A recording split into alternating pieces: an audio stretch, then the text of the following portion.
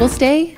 No, this is not a joke. We really are here for 8 hours today, and we are going to get some stuff done. So we are currently scheduled from 8 a.m. to 4 p.m., recognizing that we will certainly be on and off for those who might be viewing in and out of caucus, as well as taking breaks as needed, and certainly a lunch break in the middle of the day. So before we start with a review of our agenda and modifications, we'll go around the room and introduce ourselves and who is in the room this morning. So I'm Amanda Perazio. I am the Chief Human Resources Officer, and I'm going to go to my right to Jen. Good morning, I'm Jen Christensen, and I'm the Director of Labor Relations. Good morning, Katie Jeter, Director of Resources for Food Service. Good morning, Sue Ann Hawley, Director of Early Learning. Jessica Goodkin, Director of Special Education. Tanya Lopez, Director of Professional Learning. Nikki Saunders, Health Tech, Seacrest Elementary. Sarah Smith, Preschool, Adams Preschool. Xander Kashuv, Food Service Worker and JESPA President. Darcy Hassler, Paraprofessional and JESPA Bargaining Chair. And I would just like to acknowledge all of our neurodiverse people on staff, as well as the wonderful work that we do with the students, because tomorrow is World Autism Acceptance Day, and I wanted to just acknowledge that. Thank you. I'm Vicki Flores from JESPA. Tiffany Beestrom. I'm a paraeducator at Sebeski and building rep. Brandon Rude, Dispatch Manager. Mike Hins, Director of Fleet Services. And Mark Strelo, I'm here representing Custodial Services. All right. Thank you, everyone, and thank you, Darcy, for that acknowledgement. I appreciate that. So this morning on our agenda, I realized that oftentimes when we set our agendas, we just say, we're going to bring all of these articles, and we don't necessarily say the order in which we plan to present them. So I think it might be helpful to review the order in which each team hopes to present this morning and this afternoon. And so we are happy to start that. The first one that we put on there was Article 14. So as everyone remembers, we tentatively agreed upon Article 14 last time, and then we found a piece of language that somehow got omitted. I think that's, yes, we had a sentence that was omitted, and yet we believe it was in both teams, and so we want to review that, and then of course ensure that the numbering is accurate to what both teams agree it should be numbered as. So after that, Jeffco, we have counter proposals prepared for Article 5, which is actually not a counter proposal. This article we want to bring up to align to the law. This is around the 30-minute lunch break and ensuring that we are following the law. And so that's really not a proposal. It's just, well, it kind of is, because it's proposing this language, and we want to refer to where it is in law. And so we will bring that one up. And then we have counter proposals to Article 15 and the new safety article and the new bargaining unit recognition article that we would like to start with this morning. And then we yield to what it is you would like to start with this morning.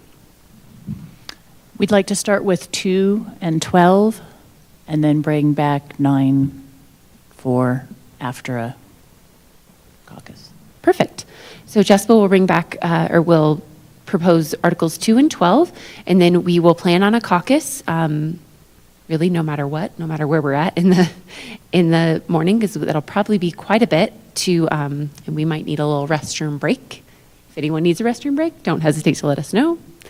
And then after that caucus, we hope to bring back Article 6 and our compensation proposal. Actually, Article 8 maybe before that. That one got lost. Does that mean before the caucus? After the caucus, I'm sorry. The caucus. Yes. Okay, thank you. And that we might even need to do that one after lunch. I have some pending things I'm waiting for some answers on this morning on the few of those things. And then JESPA would then like to bring back 4, 9. Perfect. 4 and 9.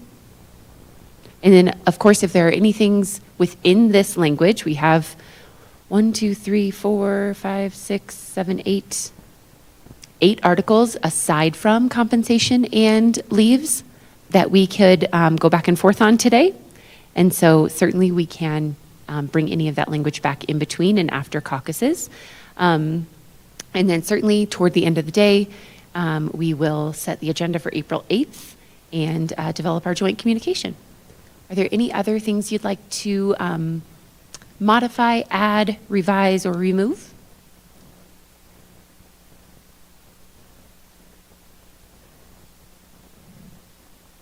Oh, That's possibly after caucus. got it. So there's Sorry, still- there was an aside that was not on That's okay. speaker. Article 13 is possibly after caucus. Okay, no worries. And certainly if any of these, if we need to modify any of these today, we are amenable to doing that. We recognize that during the day it's hard for a lot of people to be present and attending because they certainly are serving students in their workplaces.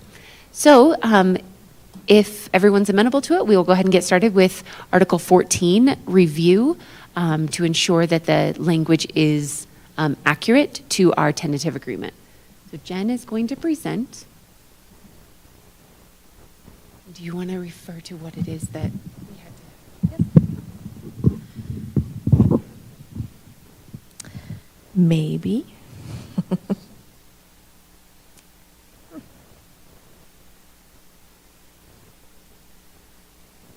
There we go. So in Article 14, as we were starting to get things ready for the tentative agreement, we realized that in 14-2-3, we inadvertently left out, additionally, the PLD committee shall develop and implement strategies to strengthen the ESP workforce by, and then we agreed upon all the bullets underneath it. We feel that if we do not put in this sentence, the bullets will not make sense. So that is what we are proposing to finalize that article. Yes.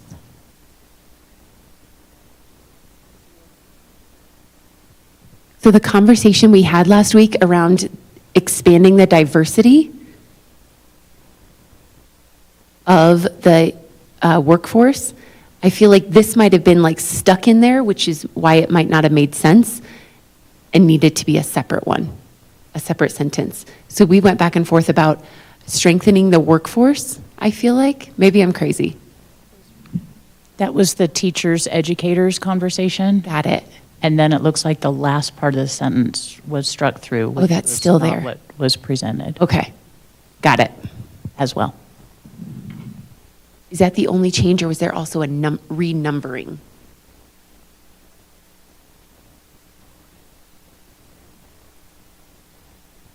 Everything else looked okay in here. The one thing I also want to make sure, I know that we went back and forth a couple times regarding staff and educator, and I believe that we ended up on staff. We never changed it back to educator, so we need to verify that as well.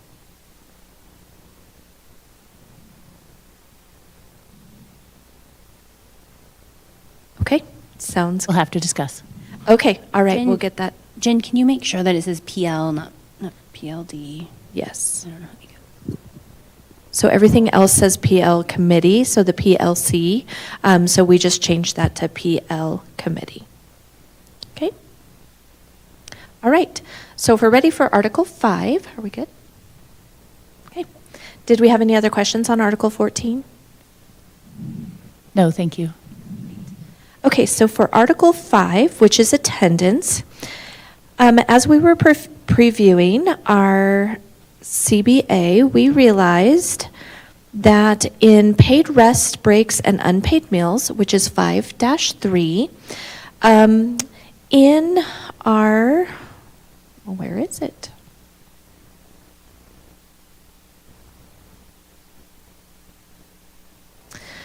So it did not come.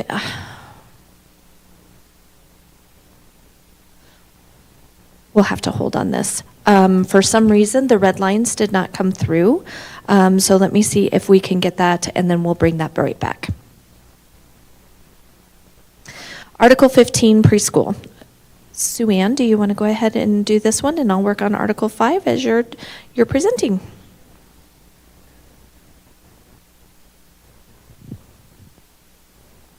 Okay, can you hear me? Okay, it's working. All right, Article 15.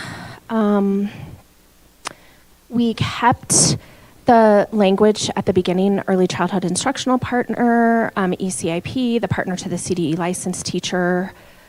And then the first change would be 15-3-2 is not a change. We kept your language, right there. Additional members may be added with mutual agreement between the district and JESPA and JCEA. Kept that language.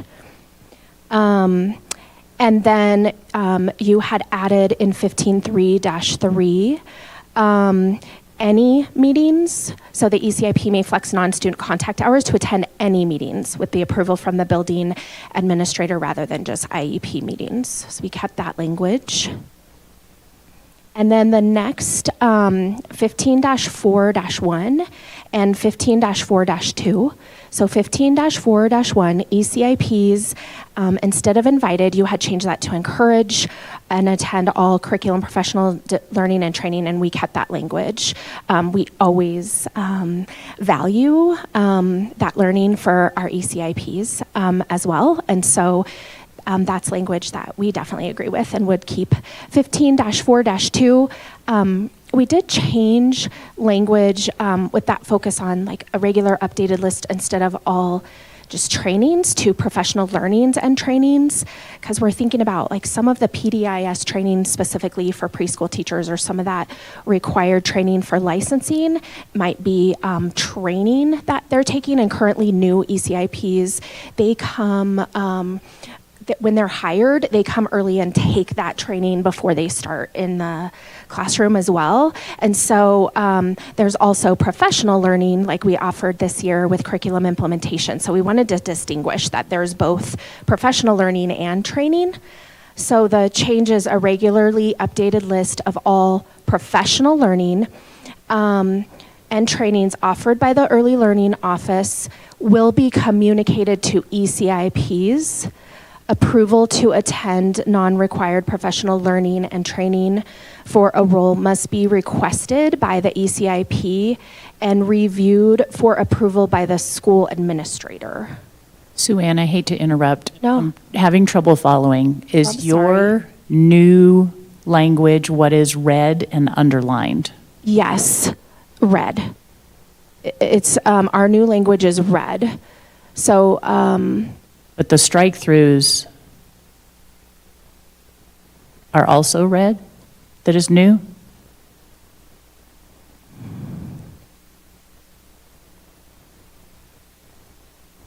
those aren't new. The Early Learning Office will use its discretion. That is not new.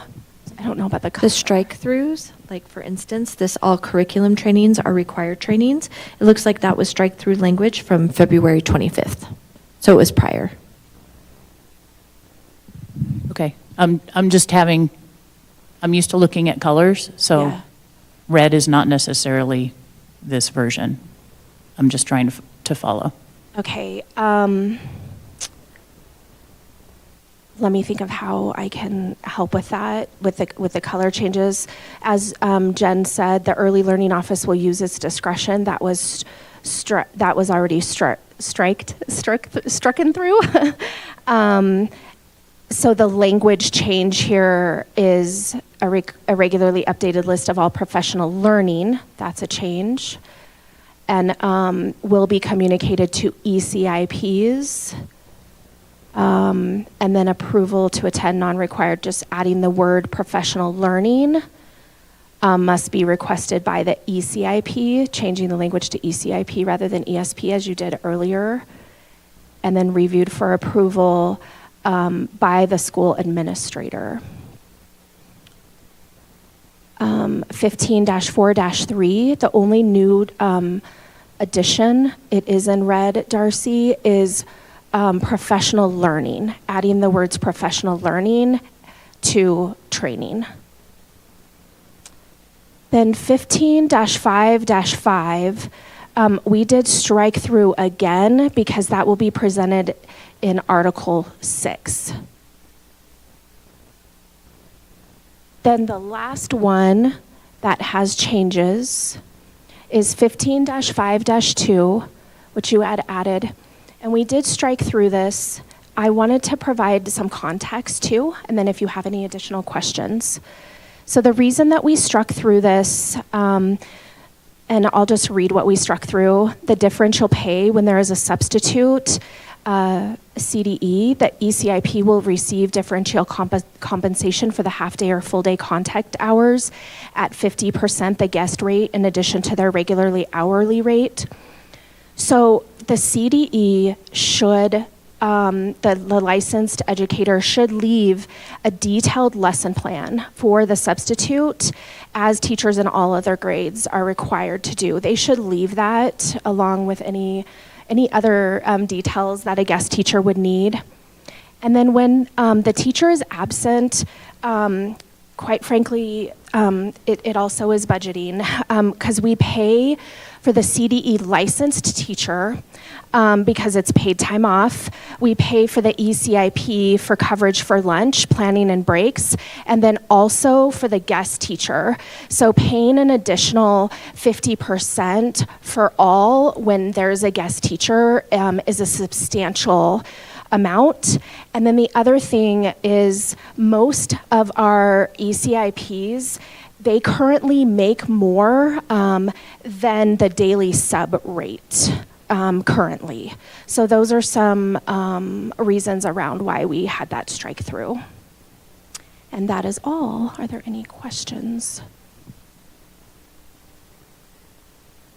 There was an additional strike through. Thanks, Jen. Did I miss something? That's all right. Okay.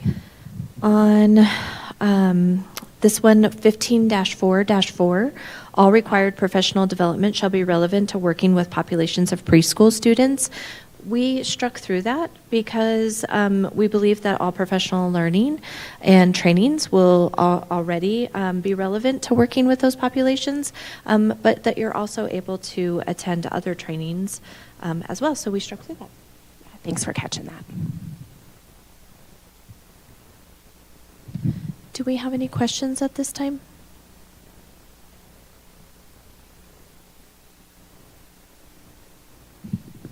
Nope. Okay, I'm going to try to pull up Article 5 again. If you can just give me 1 second, please.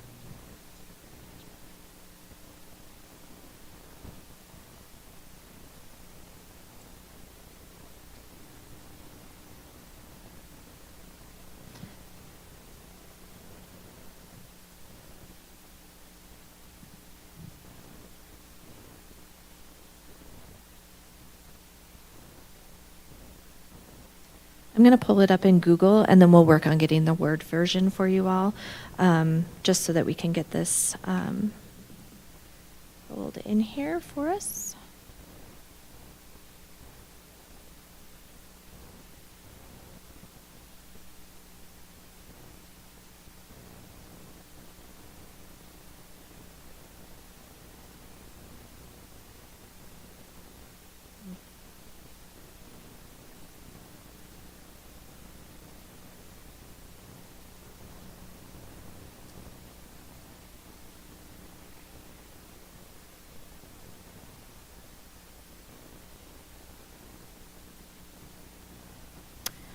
Okay, so like we said, there's going to be some changes in the paid, it's really around the unpaid meal breaks. And what it is, it's not a change in the law as much as it was that the law changed in 2022. The agreement was updated last year, but we needed to align the language with the law because our administrators and supervisors really needed the breakdown of how long a lunch break should be or when they should provide a lunch break. So we have updated 5-3-2 to read an ESP who works a shift of more than 5 consecutive hours is entitled to a 30-minute duty-free unpaid meal period. This meal period will be scheduled to occur during the ESP shift in accordance with operational needs and will be at least 1 hour after starting and 1 hour before ending a shift, to the extent practical. Then we added in 5-3-2-1, employees should work with their manager to determine their daily work schedule and to discuss any needs they may have regarding breaks and lunches. That was our proposal to Article 5. Prior, our administrators and supervisors believed that our entitled lunch break was after 6 hours. So we really wanted to be very clear in the CBA on how many hours that would be. Any questions? Okay.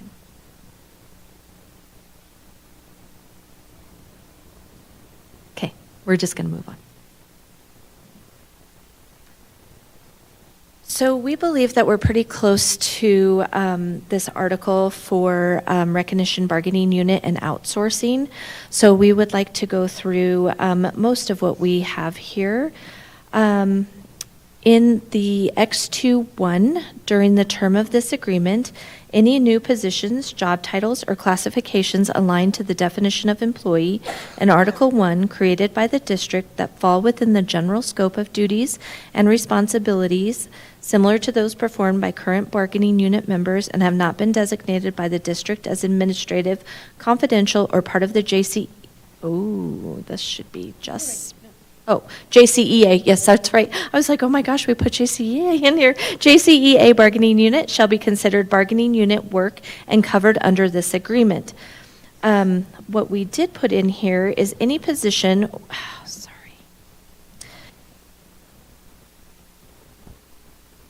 me see if I can get this to go away. Any position which is included in the JESPA bargaining unit and subsequently moved to a different non-JESPA employee group will be moved only after consultation with JESPA.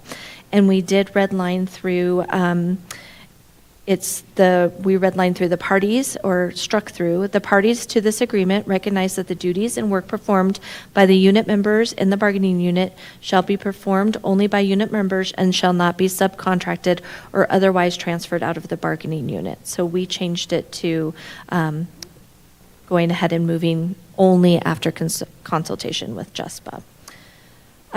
We have struck through X2-2. X2, so which then makes X2-3, X2-2. The district agrees to notify and meet with the association and attempt to resolve any dispute over the designation of a new position as administrator, confidential, or JCEA bargaining unit. X2-3, if agreement cannot be reached within a reasonable time, the matter shall be subject to bargaining procedures. And then in the X3, which is outsourcing, X3-1, which currently says 2251 here, we are going to say in here, if the district ever considers outsourcing professional services to maintain operations, the district will give the JESPA advance notice. The district will meet with JESPA to discuss, instead of explain the reason for the consideration, and allow the JESPA to propose alternatives to outsourcing before the contract is finalized. For the purpose of this article, advance notice shall mean at least 30 days prior to the issuance of a request for proposal. If the district issues a RFP for such services, JESPA shall be issued a copy. And then 2253 has been struck. So this makes this one 2253. In contracting for professional services, the district will make every effort to work with organizations who have demonstrated fair and equitable treatment of their employees. So we did accept that language. In Article 311, this is going to read, we did strike through a couple of things here, and we struck out outsource a couple times and replaced that with some additional language. So the district must make a good faith effort to recruit, hire, and retain employees for all the positions. The district shall prioritize hiring and seek to avoid use of contracted or outsourced services unless there is a compelling need.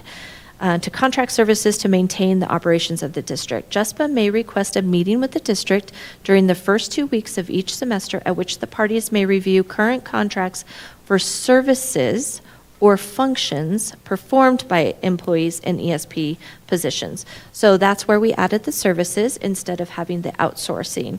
And then the CWG will discuss long-term solutions for staffing shortages and consider implementing temporary measures such as offering additional hours to part-time ESPs or hiring temporary staff in addition to contracted services. Upon request, the district will provide data to JESPA regarding the need for a contractor. All contractors are presumed temporary and vacancies will remain posted. And then here, X32, the district must engage in layoffs, must not engage in layoffs. We must engage in them. We must not engage in layoffs or reductions in scheduled hours or bargaining unit members to facilitate the use of contracted service providers. So we did accept that language. We changed that a little bit compared to what we had there. And then down below in 1.7 for employee, we did strike through all and added hourly, so it will now read as a bargaining unit member per Article 1 and includes hourly non-exempt employees of the district. We accepted your strike-throughs on all of the departments that we had listed originally, and we went ahead and accepted that. In 1-2, we do have bargaining unit. The bargaining unit shall include hourly. We struck through all hourly and just added hourly non-exempt employees defined in Article 1, currently employed as education support professionals. Hereinafter, employees in the defined unit will be referred to as bargaining unit members. And then what we did say here, we accepted your armed security and temporary employees, and we added seasonal. And then, let's see,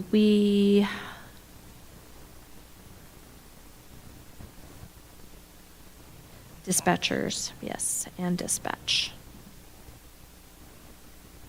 I don't know what's happening with our downloaded things here and why these are adding.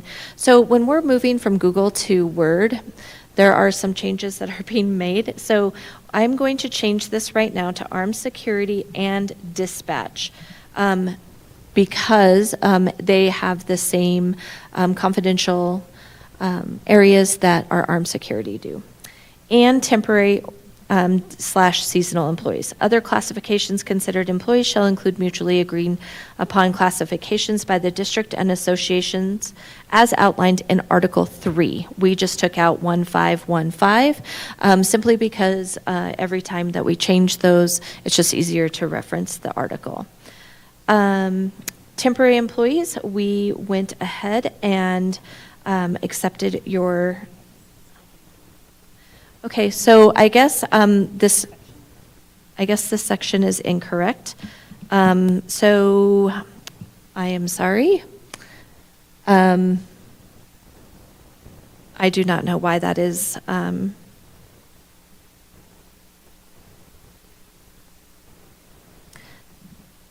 So we're missing some items. So if you can give us a few seconds to get that taken care of, we will take care of that. And then here,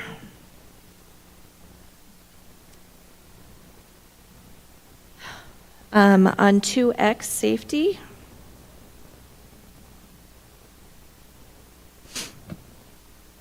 again, we are New article, 2X. New article. Just wanted new to article, take a breath to make sure that 2X those people listening, that's not safety. all part of the bargaining unit, because Yes. we had New article, confusions with 2X, that. safety, Jeffco Foxtrot. We are going to go ahead and accept your, if appropriate, no employee shall face disciplinary action, retaliation, or adverse employment consequences for contacting emergency services, 911, in good faith due to an immediate safety concern. Let's see, and then we have the district expectations for use of 911 will be made available to all ESPs during orientation and at the beginning of each school year. ESPs will receive training on emergency response procedures appropriate to their work. 1.2, we have agreed to your language. We did add a couple things here. ESPs will not be disciplined for sharing or receiving relevant student safety plan and/or behavior information upon supervision transfer to another ESP in compliance with FERPA regulations. Confidentiality must be upheld. So instead of we said confidentiality agreements, we struck through agreements and just said confidentiality must be upheld.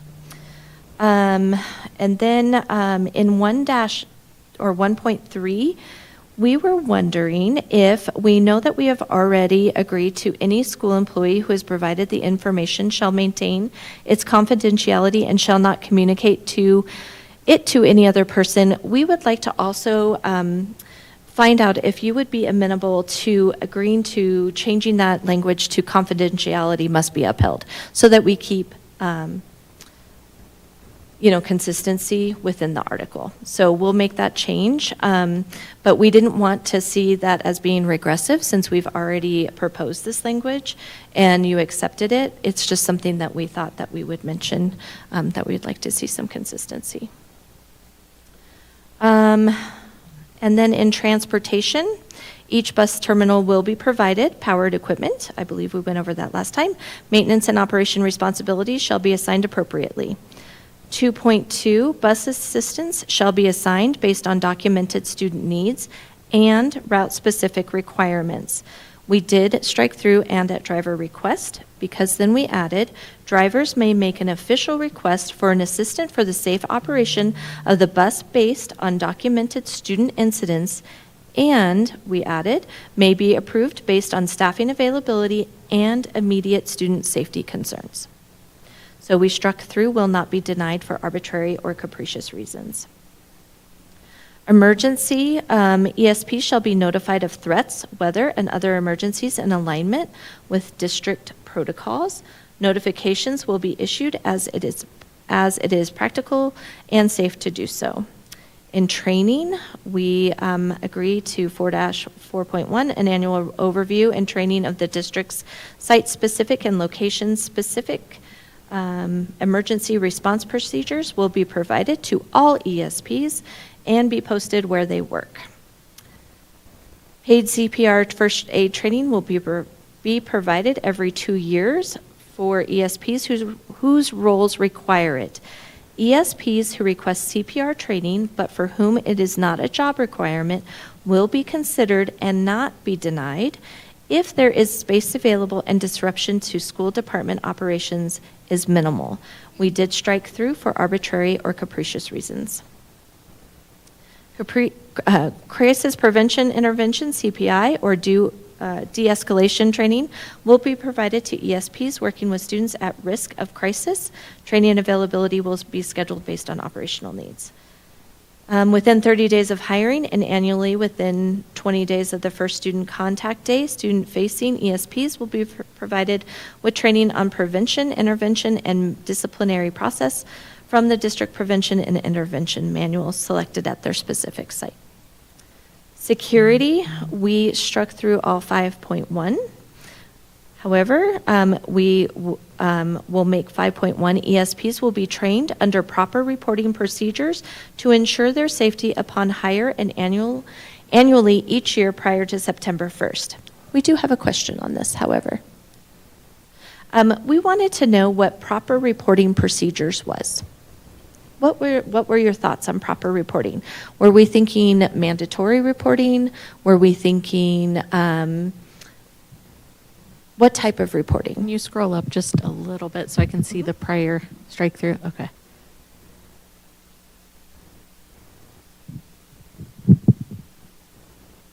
And I'm happy to. It's in the next sentence. Go ahead.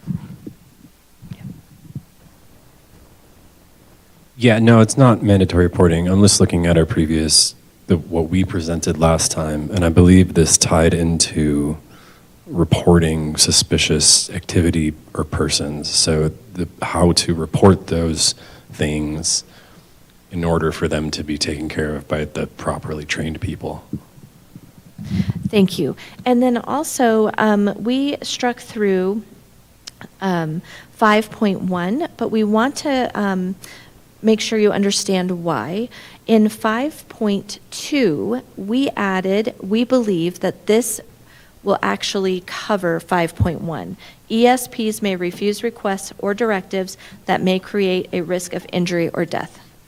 So what we're saying here is that in 5.1, you had mentioned or proposed, but never called upon to investigate suspicious activities, items, and people on premises. And we believe that just saying ESPs may refuse requests or directives that may create a risk of injury or death covers all of that. So that's why we struck through that. Anything else to add, Amanda? 5.3, supervisors must ensure that the phone number for dispatch is displayed on or near. So we added that language on or near all district phones.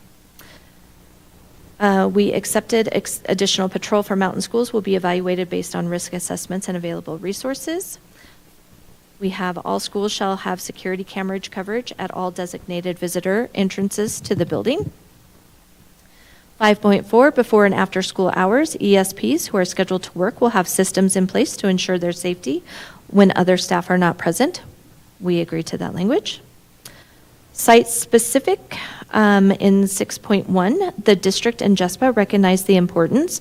So we added this language and struck through the funding for sensory and social emotional materials.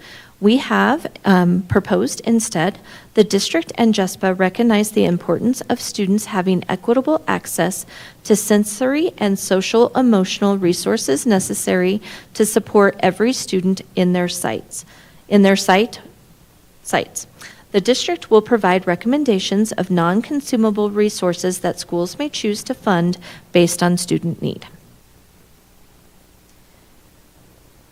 Let's see here. Then we also have, we did strike through, we have independent support para-educator. ISP staffing will be determined by the student IEP team based on student needs. We did strike through the language that para-educators who are assigned a student during mandated one-on-one support time must not be assigned additional students during that time. 6.2, 2 staff members must be present during toileting, protecting both students and staff from potential abuse situations. We approved that language. In 6.3, we did have like a duplicate wording here that stated the district will ensure that drinking water meets current EPA standards by testing for lead in every district property in accordance with current regulations. The results of these tests shall be publicly posted on the district's website. We struck through that and just accepted what you all proposed last time, which was drinking water testing will be conducted per EPA and state health guidelines. Test results will be made publicly available and remediation plans will be prioritized based on severity. And that is it for Article 2, our new Article 2X. Do we have, okay. And is that in Teams?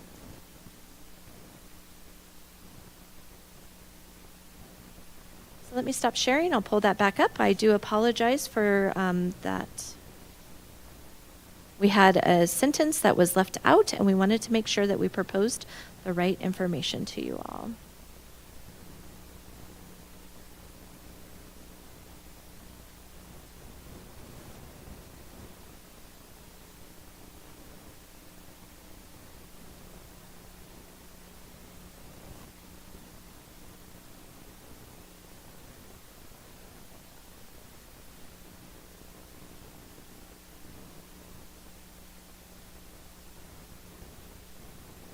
Teams is not my friend today.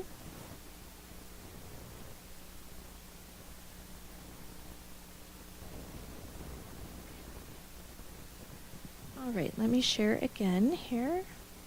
We do apologize.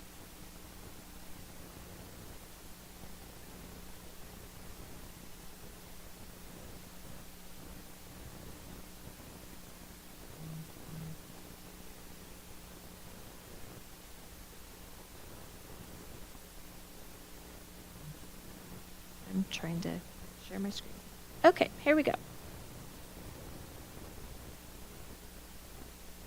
Okay, so everything that we proposed up to the definitions was correct.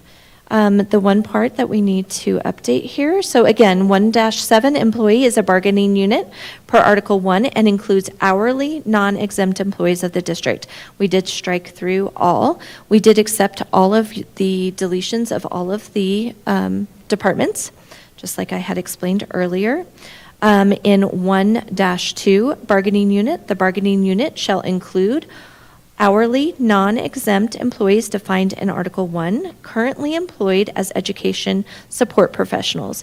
Hereinafter, employees in the defined unit will be referred to as bargaining unit members or employees. Excluded from membership and representation by the association are administrative personnel, substitute employees, confidential employees, self-funded department employees, armed personnel, emergency dispatchers, security, and temporary/seasonal employees. So we did add self-funded department employees. That would refer to our SAE department.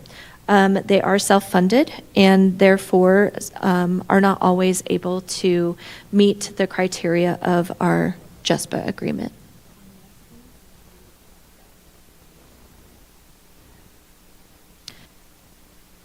I don't know.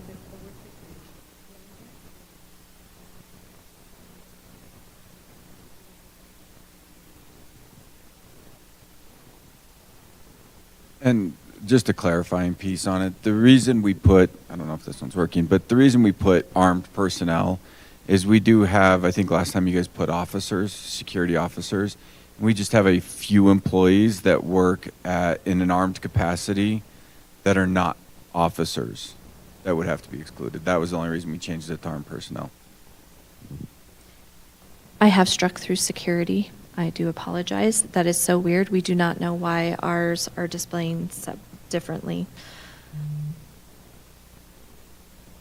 And then in 1-2, we have as temporary employees are those assigned to a short-term time-bound job not to exceed 60 working days. This does not include summer work, seasonal work, or extra duty performed by an existing member of the bargaining unit.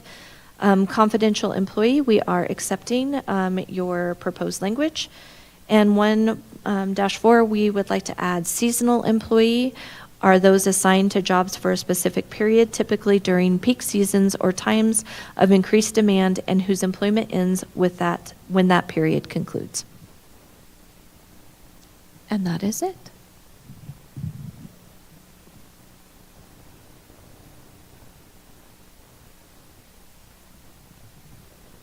So you had said that self-funded employees are SAE, but is not Food and Nutrition Services self-funded? No. They are funded through our general fund. Because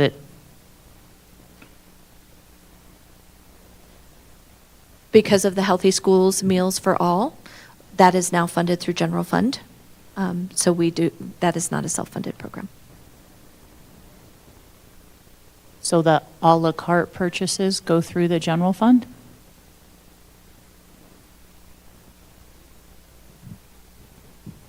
They don't, and yet that is not nearly enough funding Understood. to fund the entire program. It used to be a self-funded program when all students were required to pay, except for those who were free and reduced, qualified.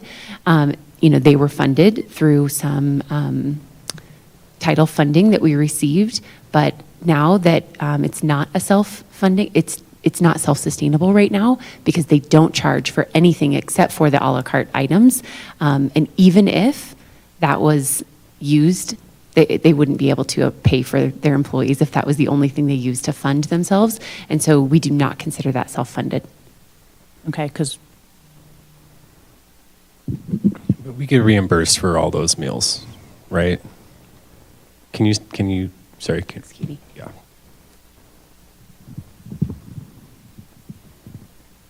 We do receive reimbursement, but there's a shortfall. So that deficit or whatever is funded by the general fund. It supplements the budget for food service, but just that piece of it. correct me if I'm wrong, Katie, but I'm pretty sure that any federal funding, this is state funding, right? This is a Colorado state, the Healthy School Meals for All. All of that funding is filtered through the general fund and then into the FNS department. I'm not sure that it's broken out specifically. It's just there's a shortfall based on the reimbursement rate, and what we don't come up with is filtered through the general fund. Can you hear me now? Yeah. Okay. So we do receive some from the general fund, but not, it's not specifically broken up as to what we're receiving. We have the reimbursement rate. It's not covering everything. At the end of the year, there's a shortfall, and what that shortfall is then taken care of through the general fund. I mean, we're thinking things that are covered 100% by tuition or fees, right? So preschool is funded by some fees, but it's also funded by preschool funding from the state. FNS, it's funded by some, not fees, cost to the students, right, who are purchasing a la carte, for example, but not all of it. SAE is literally self-funded, like by tuition. That makes sense. I just want to be clear, for years, we have been told that food service is its own self-sustaining department and it funds itself. And so now a shift to say now it's completely funded by the general fund in Jeffco is a huge shift to what we are told. And I wanted to speak to this. For years as a food service worker, I was told that I needed to sell junk food to kids to sustain that program. If I would have known for those years we could have supplemented that program with general fund dollars, that would be an incredible, that's way different in my head, right? Then I wouldn't have had to sell junk food to kids. It could have been Jeffco paying for that instead of us being forced to sell food to sustain a program in Jeffco. So it was self-funded for years. For all of those years you were told it was self-funded, it truly was. This is response to the requirement, right, from the state to use this Healthy School Meals for All funding to not charge students for meals at all. And so that we are having to make a shift to general fund dollars to sustain a program that the state is not going to be able to sustain on an ongoing basis, and based on their own, funding issues. And so, I mean, like I said, it was self-funded for years. We're trying to manage this without having to say to our parents next year, just kidding, we now need you to start paying for lunches again, which will also be impactful to our food service workers, because we believe that potentially as many students as are currently taking advantage of the Healthy School Meals for All non-payment required meals, fewer will take it in the future if they're required to pay for it again. Okay, yeah, no, I just wanted to understand a little bit more about where you're coming from with that.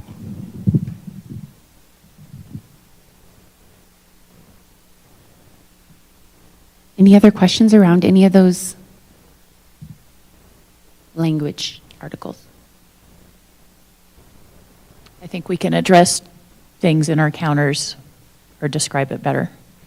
Okay. Would you like to go ahead and move on to your proposals of 2 and 12? Article 2. Great.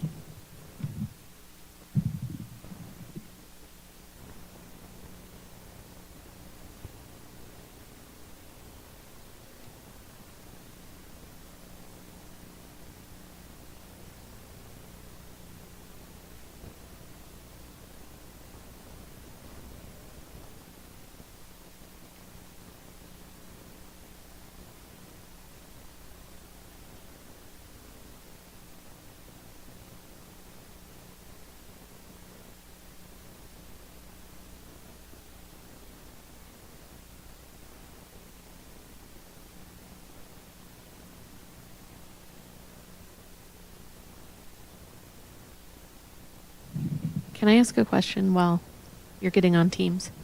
On your proposal with seasonal, adding the seasonal versus temporary. Temporary, the definition included seasonal and made it time-bound. So I wanted to make sure before we go caucus and counter that we understand what you're trying to do by separating them, or what your intent is.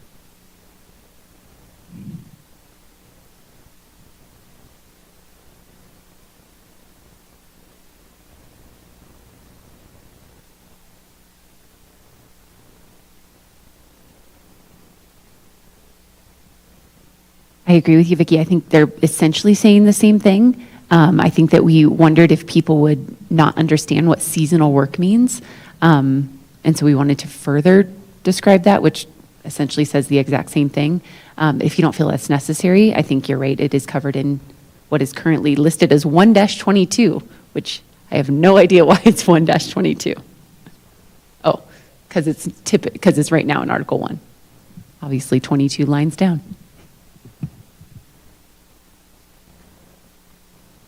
All right. Association rights, JESPA Echo 4125. Changes that we've made are in purple, lavender. So in 211, changing a title to bargaining unit list because reporting just didn't make sense to us.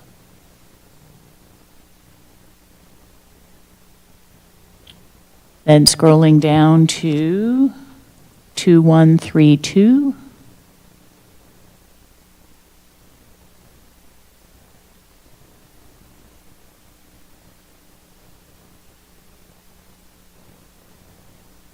We struck through approval upon application and acknowledgement is what we changed because you had said earlier that you don't approve that. So we said acknowledgement. And then changed it to JESPA for the purpose of grievance representation, grievance investigation, because it just said grievance investigation. We wanted to make sure that representation was included in that. In 2133, striking through the up to 2 days per month. Sadly, we're running into more than that, like we discussed earlier.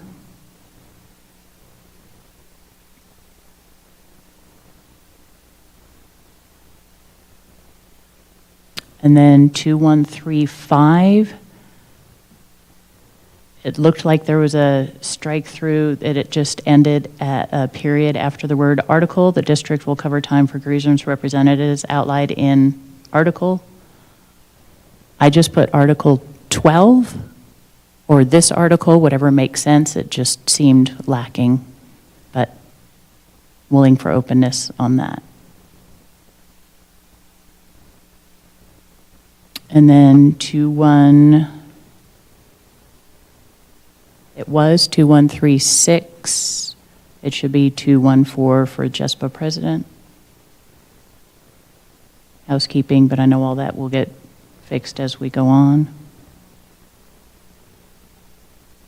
Similarly, going down to 215. Again, housekeeping numbering.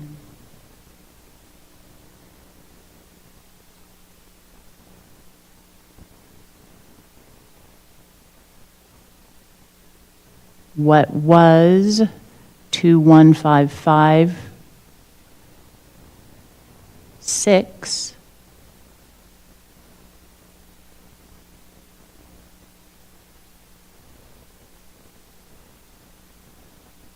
striking through at conclusion of the term in office at the end and rewording that to the district will hold the released additional designee's position for 1 year.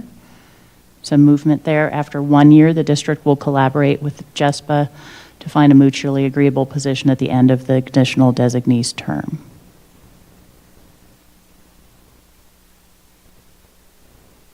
(2157).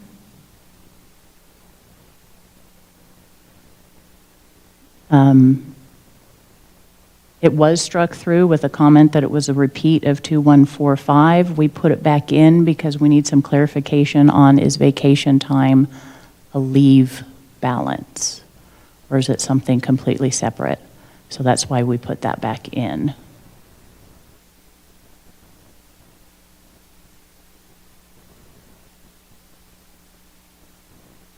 (216) again is just housekeeping and numbering. And I should have just left well enough alone.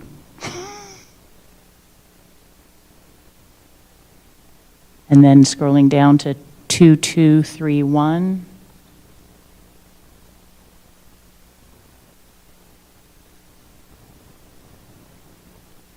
And we're scrolling and we're scrolling. No, it's fine. I'm doing the same thing.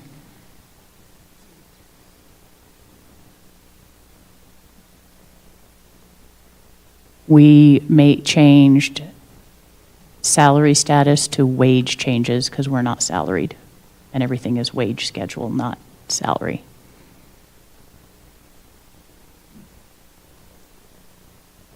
And that would be it for 2. Any questions? Yes, but now I can't remember where it was. I feel like it was way back up in the, with regard to holding a position for 1 year, would your expectation or hope be that the exact position is held? So, for example, if it was a bus driver assigned to Central Terminal, would you want that exact position held, or just a position within the Central Terminal? Like, is it the location? Is it the exact assignment with regard to holding the position? And I think that next sentence might help that. The next sentence is the district will collaborate to find a mutually agreeable position. That's after the 1 year. So for the 1 year, like if you, Darcy, you're a paraprofessional at Adams, would we need to hold your exact paraprofessional position at Adams for that year? Yeah, for the 1 year, it would be the position at the location, keeping the hours the same. So I could see a situation in which maybe it is a bus driver on a 7.5-hour route that gets released. We wouldn't want them to go then be assigned to another terminal at 4 hours when they come back. So it's meant to kind of keep them whole at the same location, preferably the same route, but after a year, not holding that exact same position. Okay, sounds good. Thank you. I think that's my only question, unless anybody else has questions. Okay. Okay. Moving on to Article 12.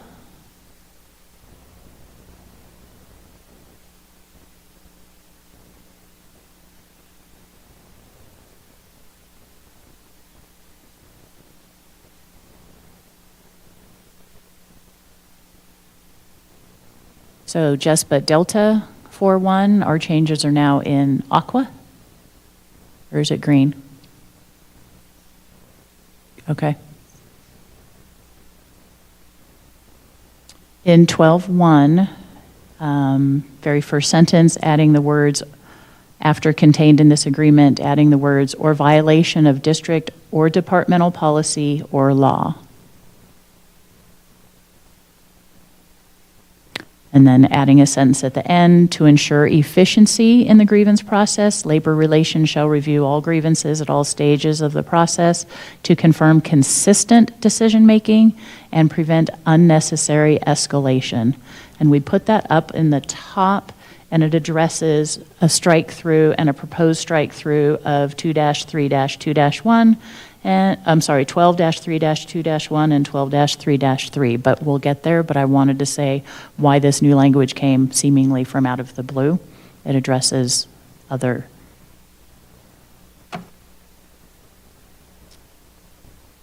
And going down to 12.1.1, again, misapplication of this agreement, adding the phrases, an existing district rule, policy, regulation, practice, or law, or that an employee has been treated unfairly or inequitably, adding verbiage to a definition of grievance there.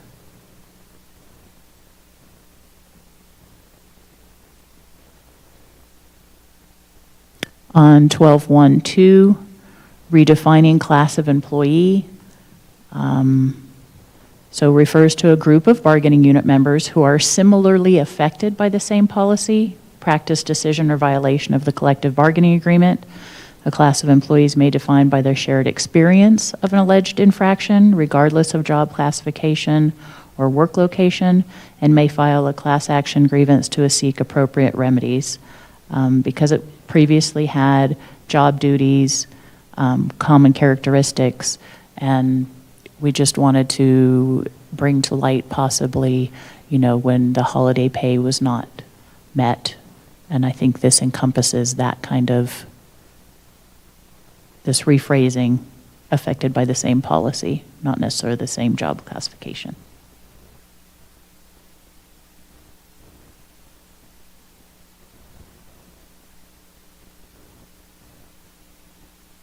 (214) struck through after administrators shall have the right to representation of all stages. Our contract doesn't need to have administrator rights in it. And added the phrasing may not be accompanied by HR, or putting that back in that was struck previously. On 215, instead of make available, having the district shall require that all administrators receive annual training on the collective bargaining agreement.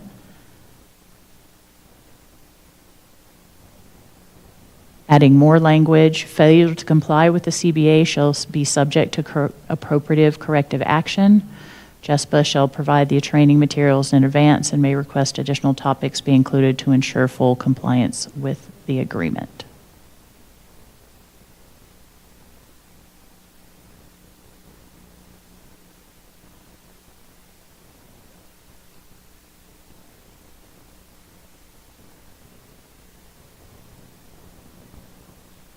Further down, if an informal, at the bottom of the screen there, if an informal resolution is reached, it will be documented immediately following the conclusion of the meeting.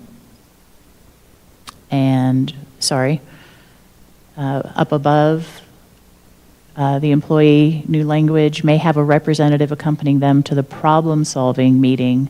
The title of the area of this subsection is problem solving, so we're changing that language throughout. Instead of informal meeting, a problem-solving meeting.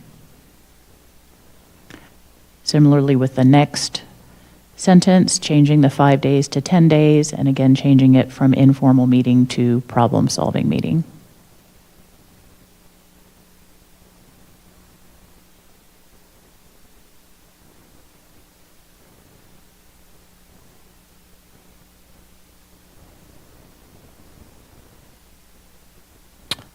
Uh, 12-3-1, administrator meeting, which is what was proposed before. Going down in that first paragraph, within 10 working days of the violation, adding the language, or when the grievant became aware of it.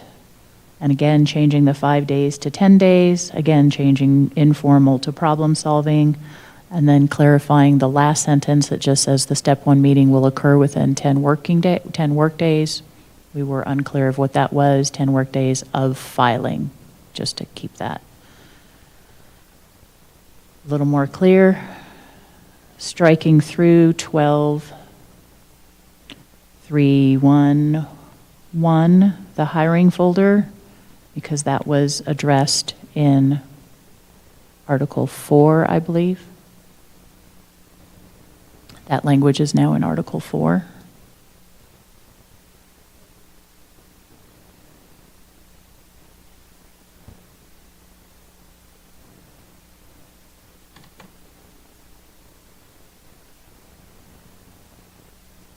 Further down, yep, there we go. Your language, let me click, I believe it was your language, yes. The grievance must clearly reference the articles, clauses, or sections, striking clauses or sections, and the remainder of the sentence after violated. So the new sentence reads, the grievance must clearly reference the article of the CBA that are claimed to have been violated. Articles. That makes more sense when I say it correctly, and striking the rest of that.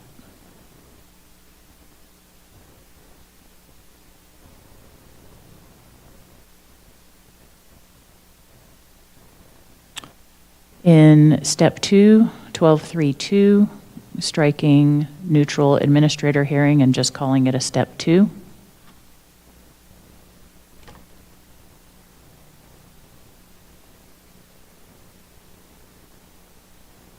Scrolling down to is that the third paragraph? It's interesting because we have numbers on everything else, and now this whole article doesn't have those sub numbers, so it makes it tricky. The bottom of the first paragraph, striking through the step 2 form must explain how the step 1 response failed to meet the requested remedies. Well, if the requested remedies were not followed, then they're unacceptable, which would go to a step 2, which is why we struck that. Then the third paragraph, you're striking through director level or above unless mutually agreed upon, and replacing that with a district administrator at executive director level within the same department unless mutually agreed upon.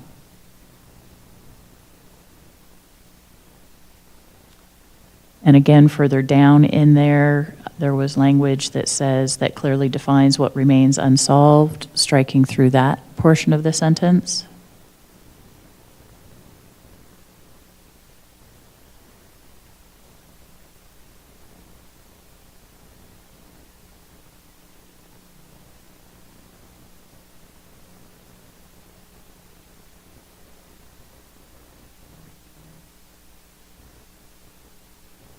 Next paragraph, there we go, in the middle of, let's see, officer will consider all documentation and evidence, and hear arguments presented.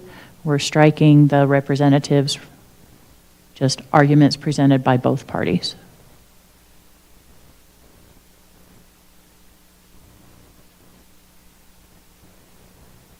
And then in the next paragraph,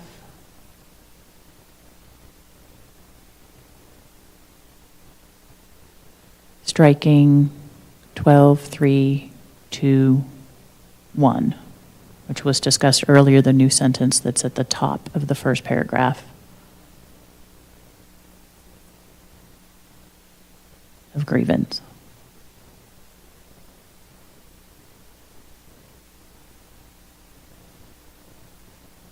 Going down to 12.3.4.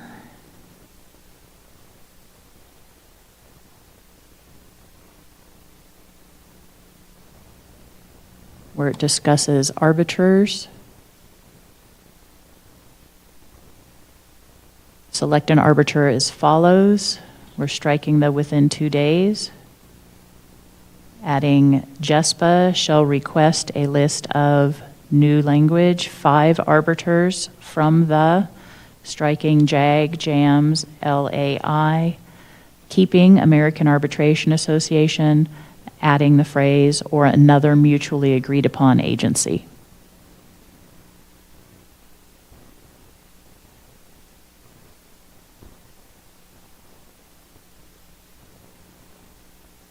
At the bottom of the paragraph, the arbiter will issue a final and binding written decision within 21 days from the conclusion of the hearing or final briefing.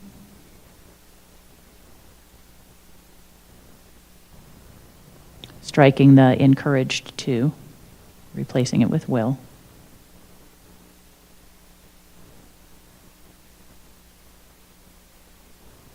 And striking the findings and recommendations. In the next paragraph, bringing back the arbiter's decision shall be final and binding upon the parties.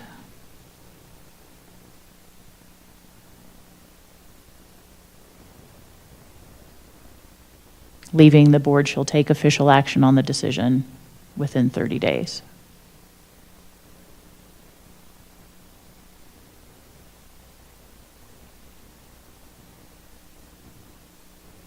Well, again, we're not averse to the idea of a table. If labor relations and HR need one, that's great. We believe the language is clear if you want to put it back in, but just because we keep going back and forth in the 5 and 10, just didn't want to deal with that.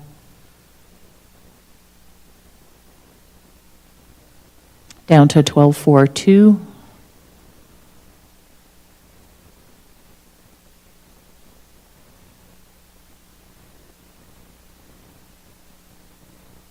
Striking any employee may represent themselves or be represented by JESPA.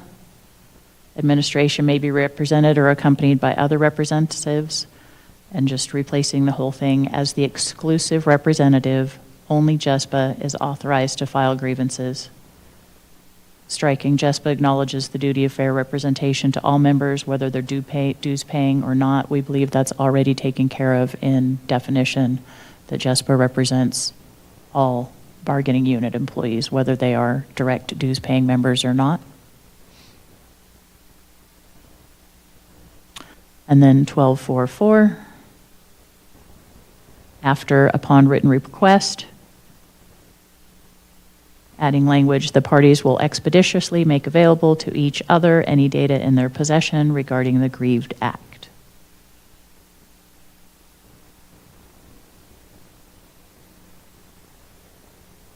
Striking relevant to the allegations in the grievance.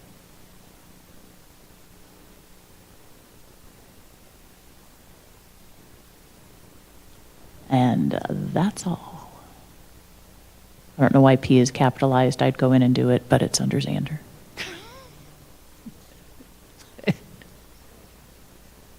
Thank you.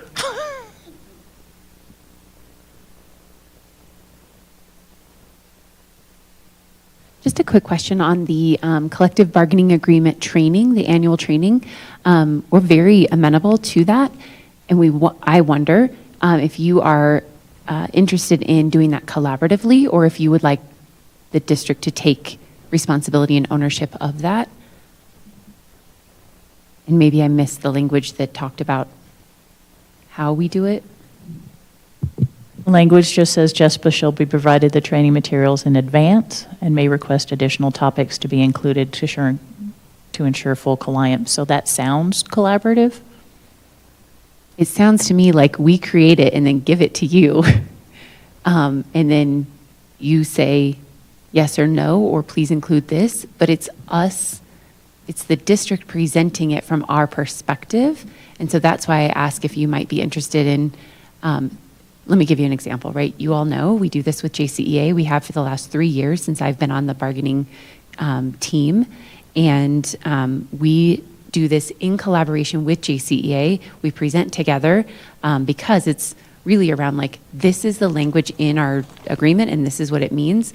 Principals attend with their AR, and we this year expanded it to also central departments who have licensed educators. So they now send their director or executive director and their AR. And so I just wondered if that was of interest to you, and if not, totally understandable. I'm happy to, certainly our labor relations team and I can work with you in the CWG on what the content is and what it looks like. I don't want to misrepresent anything from your perspective in that kind of meeting that we would then have to walk back if you weren't there. I think we've talked about this before and we're open to it. I think we were just responding here to what has been going back and forth. So we're not opposed to it. I just think how much time would it take? Developing it, we develop it as well.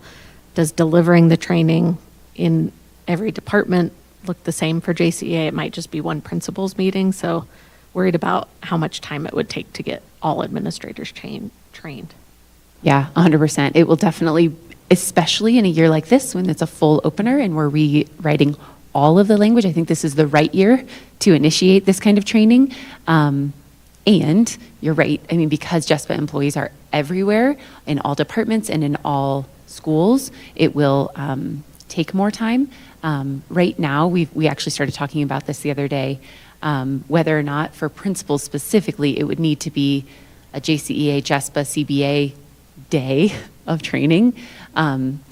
With JCEA, it can be shorter because there's only a few articles open, whereas with JESPA, it would probably need to be 2 to 3 hours to fully go over the major changes that are implicated in their work. What we don't do at JCEA is say, Article 1, and go through every single thing. We actually just identify like what are the main areas of concern that this administrator needs to know, recognizing they need to be aware of the entire collective bargaining agreement. But in addition to anything that they're required to do, they also need to know like where are the biggest areas of concern that I, as an administrator, might inadvertently fall on my, fall over myself and mess up that I don't, for example, hiring folders, right? We have been doing a training this year around hiring folders and how to create them and what this, what it all looks like. And so that's something that they haven't had in the past, and they, as you all are aware, they've made some errors. And so we're trying to fix things like that. But I just wanted to know if that was, it is a time commitment, 100%. Well, maybe we could talk more about it in CWG and figure out what it would look like, how much time it would take, the formatting, all of that. But if there's a way to make this sound more collaborative, and you can think of a way to add that to the language when you counter. Sounds good. Any other questions? It looks like Dr. Lopez has a question. This is the first time I turned it over. It feels very official. I mean, Nicely done. I just had a question on the step 2 grievance. Does it ask for the hearing officer to be an executive director from the same department? It does. Can you talk a little bit about that and about what you're thinking? My wonderings are around paraprofessionals and secretaries who really don't have a department. So wanted to problem solve that, but wanted to hear more about what you're thinking. I think the way this was interpreted before, when we would say director level, is that director level is principal. It's the same. That's my understanding of how the district applied what director level or above was. So I think when we're saying executive director level, we might mean for a school it would be the community superintendent, but open to interpretation on how that would work for a school. You're right. It would indeed be the community superintendent. I'll just be real honest. What I'm trying to do here is avoid bias. Because I guarantee you the community superintendent is going to have a bias, right or wrong, for the decision made by the leader. Unless they know 100% like it was absolutely the wrong decision. But as you know, they're hearing one story, we're hearing another story. The truth is probably somewhere in the middle. But that's why we're trying to not make it within the same department. Now, certainly it could be a different community superintendent that doesn't directly supervise that person. And maybe that's the clarification we need to make, is potentially someone within the same department that doesn't directly supervise the grievant or the grieved, because we're trying everything we can to remove the bias that may exist. Again, right or wrong, we just know that it will be there. Okay. I think that's fair, but it also, from our perspective, seems that way with any administrator that's assigned to a step 2. That there's bias towards my fellow administrator or system set up where, okay, I can see here that this administrator at a school or a department got advice from an HR partner who got advice from legal. So me as the step 2 hearing officer, I'm not going to overturn what all these other administrators have said. So I think it exists regardless, and it's a problem. But we only learn that it's a problem, I feel like, when we have to go to arbitration every time. And even then, I'm not sure it's getting back down the chain. So let's say we have an HR person make a finding that's not consistent with the law, or it's not really taking into account all the potential consequences of an arbitration or like a complaint. And then we get to arbitration and suddenly an arbitrator's overturning it all. It doesn't ever seem to get back to the HR step 2 hearing officer or back down. Maybe it goes back down to the principal, let's say, because they had to go to arbitration. But meanwhile, still, that principal supervisor wasn't involved in the process at all. And do we even know that that supervisor knows what's happening and what the consequences are? Money, time, us being angry, honestly, is a big part of it. It feels like a waste of time all the time. So I think if we're going to go through this and we can't come to a resolution, at a certain point, someone has to take responsibility, and the current process doesn't allow for that.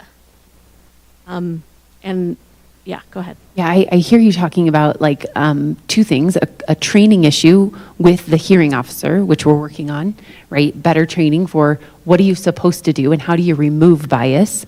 I will tell you, as a former community superintendent, I have overturned a level 2 because I felt like the consequence was not appropriately applied. They just skipped right to a letter of reprimand instead of even considering a letter of direction. And so Is that for JESPA? it was not as JCEA. It I was, do remember when you did for JESPA, and you did do that. And I mean, I was floored when you overturned it. It had never happened before. And I admired your courage to do it because you were the only one who had ever like, okay, I hear your side, and you were reasonable, and you were smart, and you made a good decision that was right for the employee without just backing up the person.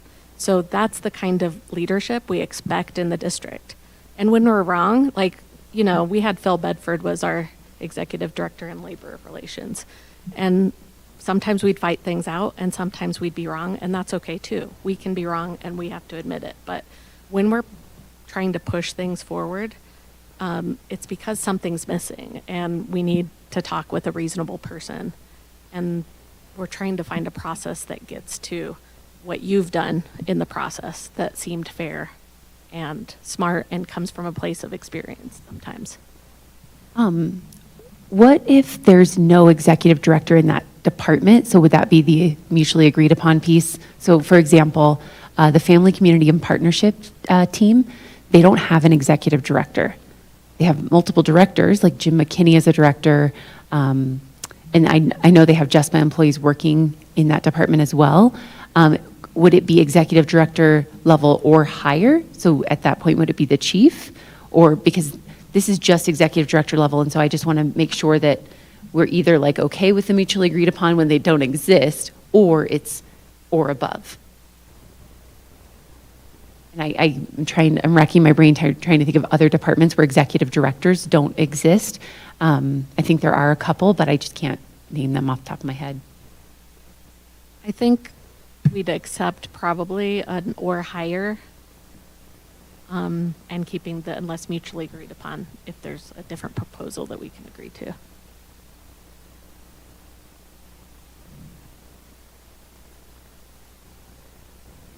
Any other questions anyone has thought up? I just want to speak real quick to the point, even when there is an executive director. So food service is an example. I do a lot of corrective action. That's my role, part of my role.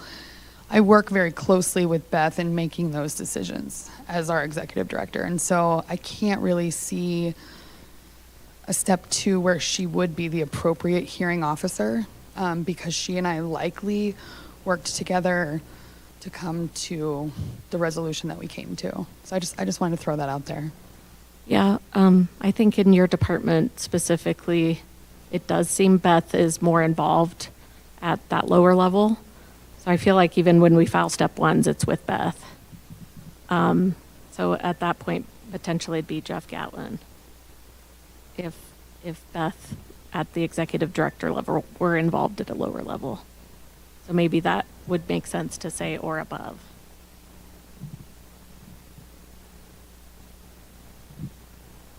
Knowing that Jeff is the only person in that department, that's my other worry is like, because there are, we're just talking JESPA here, there are JESPA specific employees that are majority work in operations, and it's not evenly distributed among, different, like between schools and departments. It's really heavy in departments. I fear that Jeff might almost always be the one who is responding. And so that just might be something we need to take into consideration. Yeah, I just think it operates a little differently between food service and transportation, custodial, and maintenance, because y'all would have Tim Reed potentially, or Nathan. So Yeah, Just structured differently between your different departments, it seems like. and just circling back to what Katie talked about, right? If Beth was probably involved in the conversation, Tim Reed's probably involved in Mark's conversations. And so that's what we're just trying to avoid saying to Jeff, like, hey, Jeff, you now have 15 grievances you need to hear. And so that, we'll come up with some kind of counter that might be meeting both what we're thinking. I just want to highlight something, though. We have had a grievance heard, maybe it was a pre-step 2 by Mr. Gatlin. And just having someone say, all right, here's what we need to do. Can we lay out a plan to fix these things?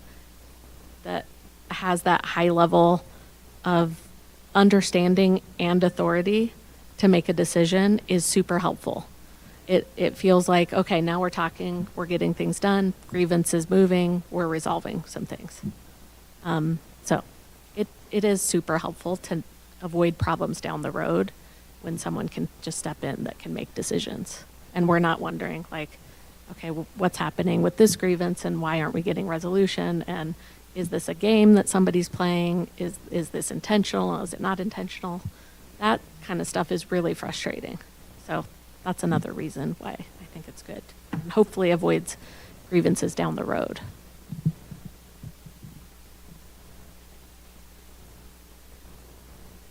Tanya might have one more question. And this is probably because I don't understand. And so just clarification, there were several lists of arbitration organizations, and then you said we're just this one unless we all decide on another one. And I don't know enough about any of that. And so I just wanted some clarification about why those organizations you would not want to include in the list. I think part of our conversation was about having a default and it not being confusing, like adding a burdensome process with legal. So if we're at arbitration, our attorneys are talking, and if they also have to figure out which agency are we going to pull a list from, and then have to agree to arbitrators, it adds time to the process, which is usually mutual agreeable and fine. The other thing is, like, agencies are changing. FMCS was somewhere in our proposal before, that's gone or about to be gone or whatever. So we just thought we'd keep the one and add another mutually agreed upon agency, if that makes sense. So like recently there was an arbitrator proposed that happened to not be through AAA and was JAMS. So we ended up, it was like the first time ever we had to go through JAMS that I can remember. So maybe that's what spurred this, but generally this doesn't happen, that we're going through a different agency anyway. And this is current language, the American Arbitration Association.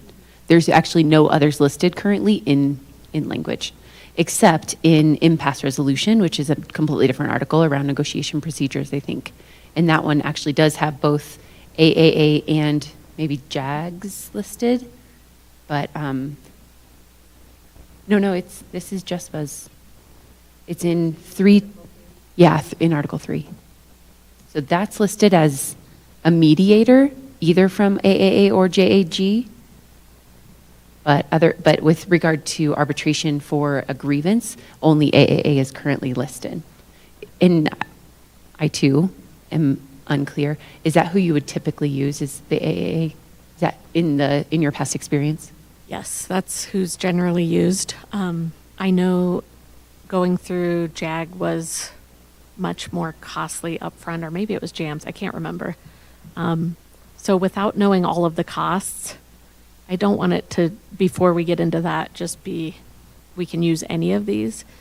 We would choose, like under the proposal, JESPA requests arbitration, so initiates the list. So if we have the right to pull, could we pick the most expensive one every time? Or, there's costs involved too, so. Okay.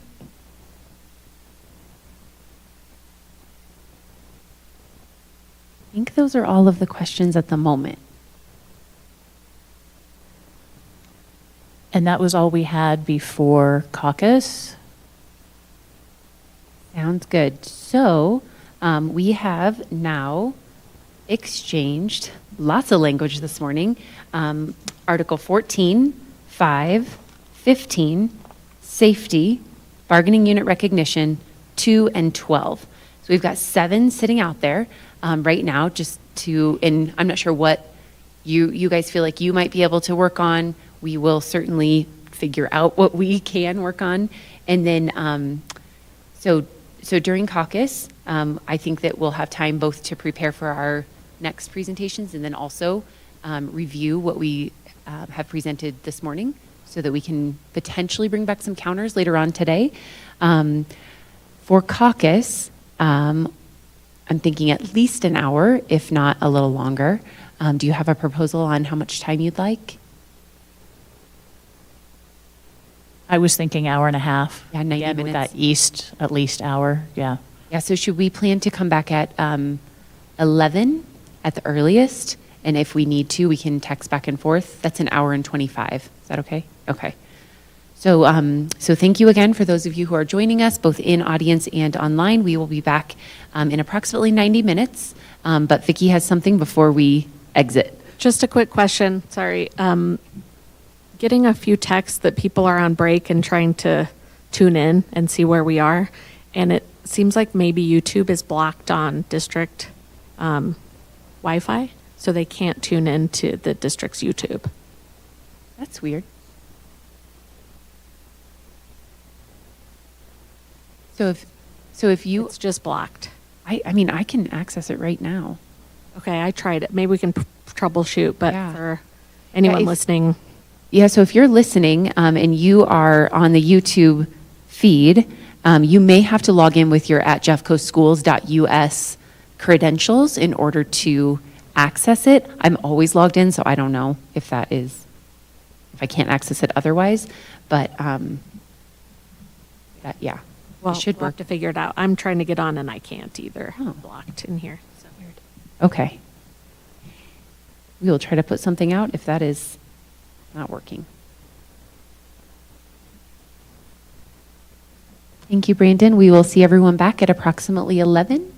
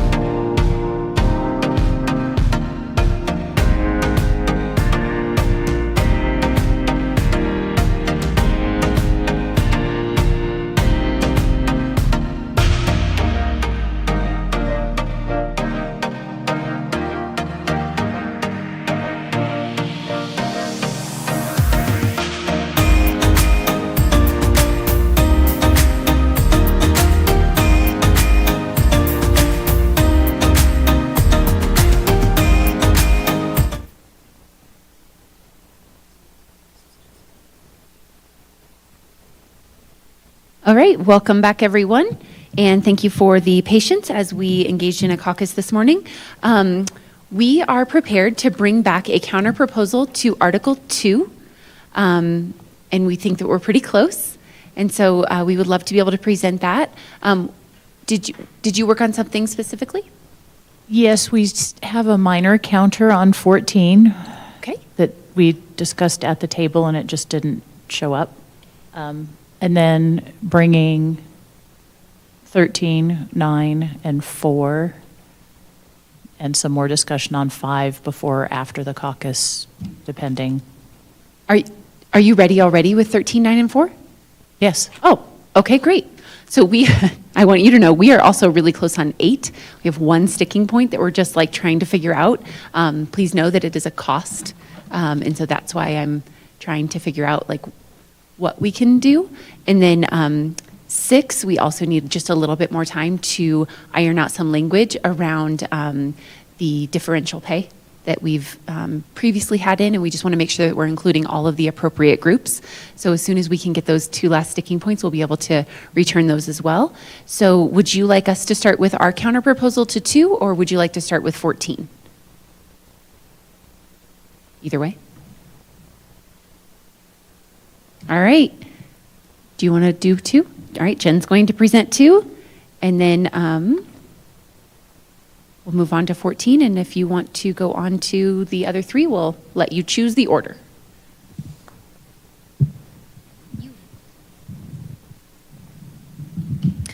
Okay, so we are bringing back Article 2, Jeffco Foxtrot. We believe that we're very close here, so hopefully we can reach another tentative agreement. So on 211, we accept your bargaining unit list proposal, and let's see, down here, I believe that 2132, you brought acknowledgement and pay for release time to individuals identified by JESPA for the purpose of grievance representation, investigation or disciplinary representation as outlined in Article 12 is what we put, and so therefore we can strike 2135 because we just put that up here in as outlined in Article 12. But we accept your language. In 2133, we noticed that you struck through of up to 2 days per month. We have added of up to 16 hours per month. And then we also added in proposal, employees should be mindful of the potential disruptions caused by frequent absences and work collaboratively to minimize the impacts to students and operations. So we were mindful of what Darcy mentioned last time about the 2 days, because she might need to be out multiple days during the month, but we took the 16 hours as maybe that could be in proposal. Then we, down here in 2152, we agree upon your language that all your numbering changes, and we also agree to your language regarding the 1 year. So we are in agreement of that. Up here, let's see, I think down. We agree to your language if employees will be compensated for their attendance at their regular rate of pay.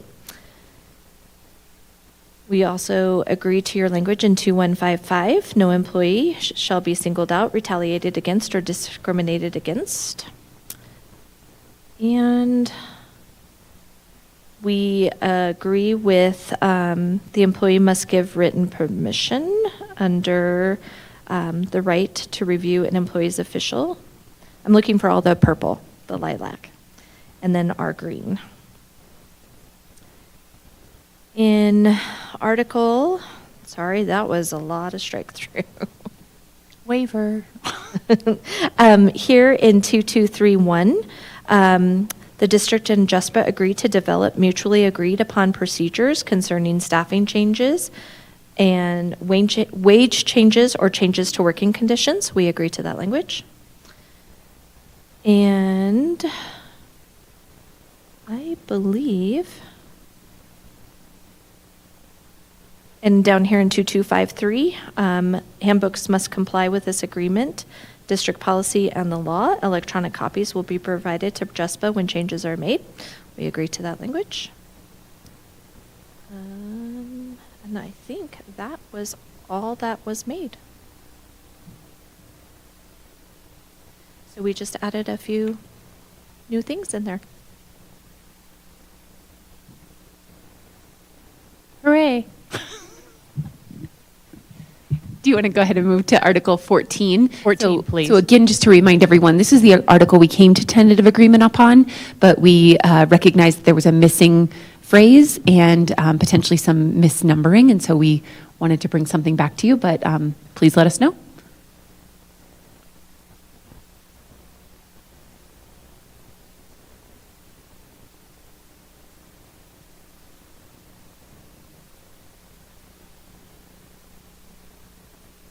And while, excuse me.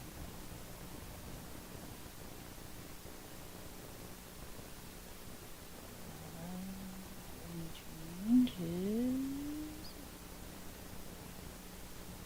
423. So we had agreed to the strike through, but we understand the desire to put it back in to make the identifying and offering the professional learning important, but it was the sentence above. We had discussed ways to increase educator diversity, and I remember you saying that some people, ESPs don't believe they're educators, but the goal for that was to actually increase teacher diversity by having ESPs become teachers, and you had left it at staff. So we really wanted to we said pick educator or teacher, don't care. You left it as staff, so we put it as educator. Our intent is teacher, but educator, that was the only. They refer to themselves as educators throughout their agreement, and so I think that's perfectly fine. So it is staff, but we're really focusing on teachers, but put the word educator. And is that next sentence okay? The rest, Did you already yes, say that? I did. That next sentence is fine. Okay. All right, we will we'll fix that and print this one off for official TAing. For another TA. Perfect. Potentially. Another referencing. 8. All right.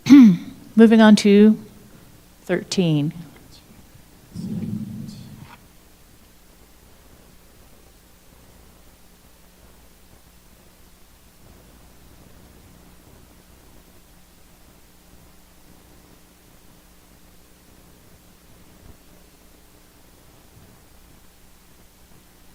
Okay, I will be presenting on behalf of transportation today. Our first counter is below 1311. Okay, it's pink up there. Drivers will be provided an annual refresher on practicalities of safely driving students. I met with our transportation folks to prepare this, and this was important to them that we're not just responding to accidents and only training if there's an accident, but that there's at least an annual refresher for safe driving.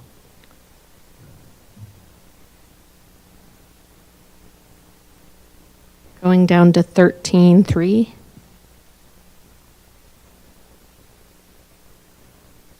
Um, 13.3.1, the district must offer routes of 37.5 hours and above for 75% of routes. Routes must be posted until filled. This is very important in terms of what we're offering folks in terms of the hours that we're able to guarantee in order to attract and retain staff. So I believe we've heard you say some people don't want full-time jobs. That's fair. But what we've seen is when there are full-time routes with pay and benefits, or any position that's offered at a higher level of hours, retention is higher. There are people who rely on these jobs to make ends meet. And so a grievance that we had filed at the beginning of this year after getting a reclassification for drivers and assistants and increasing their pay was that routes were posted at much fewer hours. And so we've seen that before with different positions too. Like we'll get a raise and then a principal will say, well, I'm going to cut all the para hours because we can't afford the raise. So not sure what happened exactly, but that's what it seemed like to people. Oh, they're cutting the hours of the routes because we all got a raise, so it's cutting into our raise now. So there was panic at the beginning of the year when routes were posted and the hours were cut. And this became very important for our members to counter-propose in order to keep some threshold of full-time 37 and a half and up hours.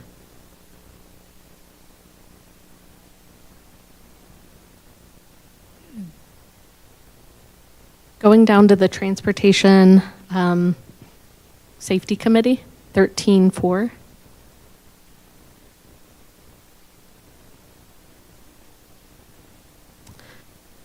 We have, in that second sentence, at least one, right here, at least one trainer, one fleet services employee.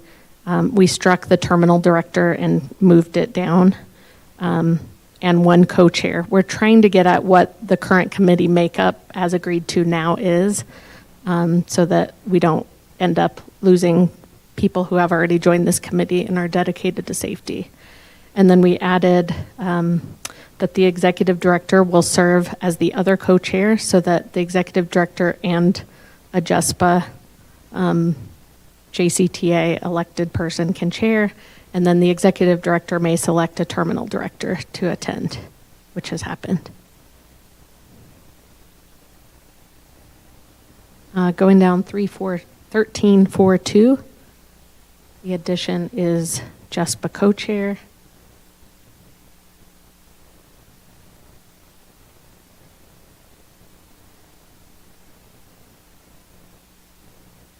13.5 right there with the extra duty. 13.5.2. After a lot of discussion, and after I believe last session, Mark, you said we do have custodial that are assigned to the terminals. We struck cleaning. We wanted extra duty in transportation to be clearly defined as what extra duty would be within job descriptions. So specials, field trips, athletics. There were a lot of complaints about how extra duty is assigned for stuff that's nowhere related to job descriptions. Cleaning's just one example, but that there are people maybe getting extra duty that's not posted on a weekly basis as a way to supplement hours, and there's a perception of favoritism in those assignments of what that extra duty is, that are things that are not related to bus drivers or assistants. We've also had a confusion with trainer assistants being posted as extra duty, but yet having a full interview process. So I think all of that's being solved through having those be official positions within the district, since they're promotional opportunities. So clarifying some of that. So by striking and cleaning, that's kind of one of the things we're getting at here. Does that make sense? I think so, but I do have a question about it. I can wait till the end. However you want to. Okay, we'll keep going. Keeping in the extra duty is not meant to displace permanent bargaining unit positions. So this kind of clarifies what we were getting at. Or work that must be a position under the law that was already in there and accepted by the district. I believe the next thing is restroom access and breaks. We added restroom access and break spec into the language. So this restroom access language was not in policy before, and there was a lot of confusion about restroom access. And so this language was created in order to protect employees' access to the right to use the restroom if they need to while they're on a route. I just want to say, because of the threat of not having restroom access, we heard a lot of stories of folks using the restroom on the bus in order to avoid being disciplined. So just like the stories you hear about the lawsuits about Amazon drivers, we had school bus drivers having bottles on the bus in order to figure out a way to use the restroom so they didn't get in trouble for going to the bathroom. So this language is really important for that reason and many others to have in the contract, because it didn't exist in policy or the handbook before employees took action to make sure it was a right they had. Same for the breaks, 13-7. There's confusion about breaks often. We get a lot of questions about breaks, and we just want to make sure breaks are built into the schedule, but need to be at a time that you're not on the bus and not expected to work. So that if that's time built when you get back to the terminal to take a break, it's got to be a paid rest break in there to comply with the contract, and that any meal breaks cannot be deducted from a route as they were before. And I hope that stopped and hasn't happened again, but we want to ensure that it's really clear in our contract.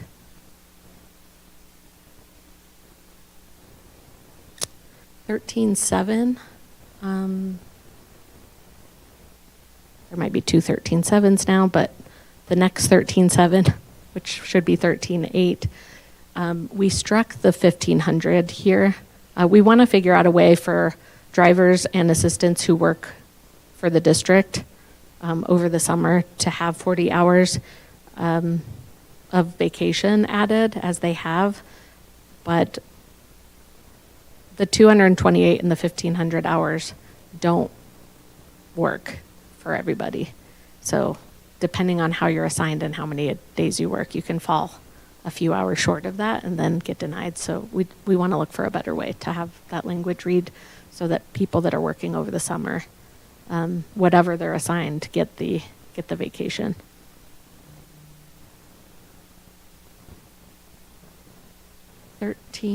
It's the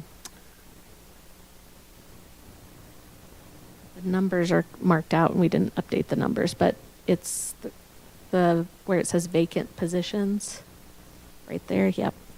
We have changed this back to posting for 5 working days, as is current practice.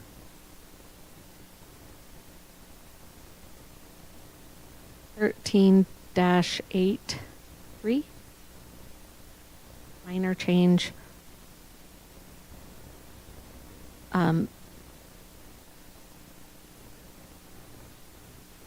I believe this a complete vehicle inspection is the right language to use that matches transportation standards.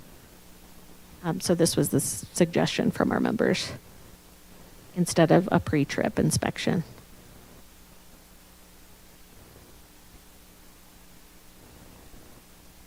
We left the strike through on all of the non-CDL drivers. We accept that strike through because we believe it's being addressed in the other outsourcing language and bargaining unit work, et cetera. So we believe it's being addressed elsewhere in the contract, and so agree to your strike through. So my only question was on the extra duty pay.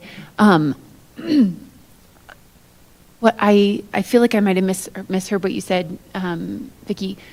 Extra duty pay is intended to provide additional hours when those hours aren't available doing their driving routes or doing whatever their typical work is. So what if we were to limit it to only things related to their actual job description, and there's not enough to fill the need or desire for extra duty? Do you know what, for additional pay? Because in my understanding, extra duty isn't to like provide overtime, it's to provide supplemental work that ensures that you're getting paid up to 40 hours or whatever it is that they're, you know what I mean? And so that's why I'm like, sometimes it might not be related to their work, but is there anything you can speak to? I'm afraid that we're not going to have enough extra duty in just those things. Or those are going to exist outside of their schedule. Like they might not want to drive an athletic bus in the evening because that they have another job or they have a family they need to go home and provide for, emotionally and being present. And so, I don't know. I just wondered about that. I don't know what else besides like cleaning it would be, but maybe Mike can clarify. But we also want to be mindful that if custodial is assigned and trained to cleaning, that we're not displacing custodial employees as a result of posting a cleaning extra duty. Yeah, and some of the other extra duty things that we have is if a bus needs to be taken to a dealership for some additional work or warranty work or something like that, we usually don't know it until the day that it happens. And what I've seen at terminals is they'll just reach out to whoever is available to do it. There's not even really time to post it at that point, and sometimes it's begging somebody to take it because we have an appointment. If we can get a driver to take it, then a mechanic can keep doing their work. So that's one type of extra duty. Then we also sometimes have extra duty where there'll be special cleaning on the buses or help in the shop on real minor things or in the parts room if we get big orders, helping put stuff away, things like that. And those are usually, just spur of the moment things also. Okay. Let me try to think of what my question is. It would going and taking a school bus to a dealership, could that be a special? Is that what's a special versus what would that be? A special is more often more similar to a field trip. And taking a bus is, usually spur of the moment type thing, they can get us in this day, let's take it, or the bus driver's on vacation so we can have it now, or it's a recall that it needs to go right away. So it's not really a special, it's just extra work that can we have a bus driver help us get it to the dealership or wherever. So 1351 kind of modifies maybe how those are assigned. And so I would probably say that people are signing up on extra duty boards on a weekly basis, and then any extra duties assigned on that weekly rotational basis by seniority. So because the contract original language already called out specials and field trips and athletics as separate things, it's where I could think of that could be a special assignment, unless there's a definition, and the contract doesn't define a special, so maybe we could define it. Cleaning buses, I think, isn't that just part of the driver and assistant's work to do on? Yeah, that should be Really part of their special. work, but at times it gets behind and they might, need additional cleaning and they'll give extra duty for that. But that's more like adding time to everybody's schedule to do it versus assigning one person by seniority to clean everybody's bus, right? So it's a little different than someone who's assigned special cleaning. Correct. Okay.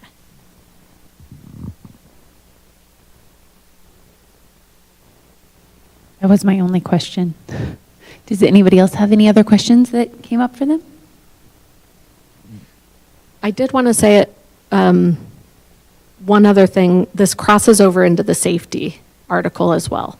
So when Mark said there are custodians assigned to terminals, what does that look like? And as we discussed this counter and thinking about safety, where we said we want to provide powered equipment, it really had us thinking that really that's custodial work too in our bargaining unit, cleaning snow.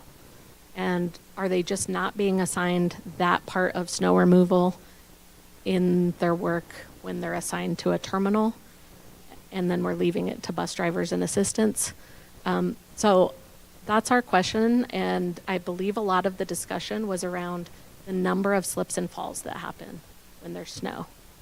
There's a tremendous amount coming from the lots.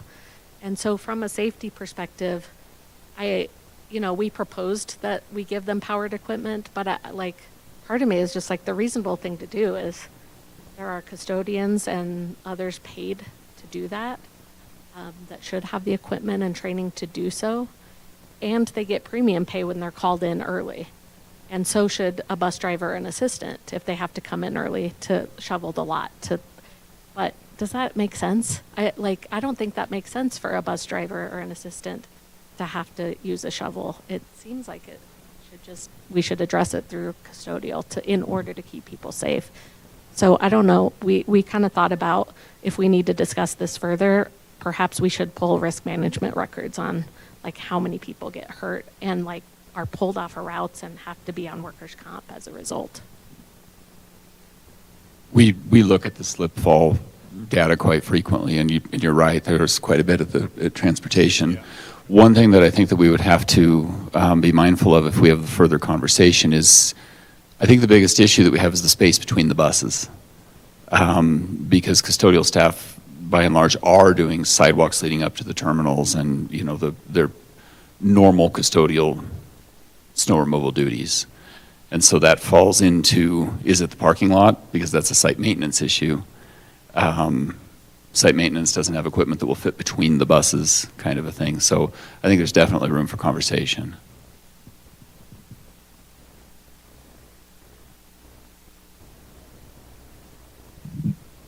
All right, we will take this and review it and work on it. Did you want to do 4 and/or 9 prior to caucus lunch? Yes, please. Perfect. Whichever you'd like to go first with. Rolling right into 9, and as we bring it up, recalling 9 as evaluations, which is a tool for employee personal growth with goals and that sort of thing. I know it's late in the discussion, but I did want to point out that when the deadline of May 15th was proposed, and I believe that was us, I could be totally wrong, that was because the district website already had May 15th as a deadline, which was not in accordance with our CBA. And there's some things that are posted on their HR to follow that, again, are not in our CBA, and we're trying to bring the CBA into alignment with what the district is already doing. But just bringing us back to our previous conversations about evaluation is not corrective action, and leading that into Nikki continuing Article 9 from last time. Hi. Article 9, we're keeping evaluations and performance management. This is JESPA Golf. So just to reiterate what Darcy said, I'm just going to read 9.1. Both parties acknowledge the need for annual evaluations and acknowledge the purpose of a performance evaluation is to help employees understand their strengths and weaknesses and to promote constructive dialogue with supervisors with the goal of fostering improvement and growth using training and coaching. So going down to 9.3, the evaluation must be based on actual performance. What we're trying to get at here, we struck through unsatisfactory just to bring up current language used in evaluations does not meet standards. So the evaluation must be based on actual performance. The reason for does not meet standard markings must be described in writing, clearly outlining the justification, recommended improvement steps, and specific timeline for progress. Going down to 9.5, evaluation appeals. And so, kind of to reiterate, nothing in our contract states withdrawal of steps or demotions based on evaluations. So we're striking through some of that language where pay or eligibility for promotions or transfers is negatively impacted. We're just going to leave it. An employee who disagrees with an overall does not meet standards rating can appeal that rating to a panel composed of the reviewer's immediate supervisor, a representative from labor relations, and a representative from the JESPA, Appeals must be submitted to Labor Relations within 35 working days for the evaluated employee. So what we're getting at here is we only want to be able to appeal. We're only appealing those does not meet standards ratings. So going down to 952, the panel will be responsible for reviewing the evaluation rating based on their assessment and will have the authority to make modifications in the performance appraisal. 953, we just reworded really the appeal process for the evaluation rating outlined in Article 9.5 will be used in lieu of the grievance process. However, if the evaluation process lacked due process or just cause, the evaluation is subject to the grievance procedure. And then scrolling all the way down, let's see. And I'm going to interrupt Nikki as she's finding that, because we talked a lot about the evaluation itself versus the process, and we're just trying to make sure that we're understanding what we think we're understanding.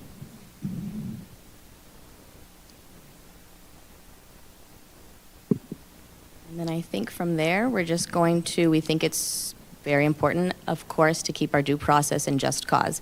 So, keeping, employees are entitled to due process and just cause whenever the district exercises its right to manage performance deficiencies.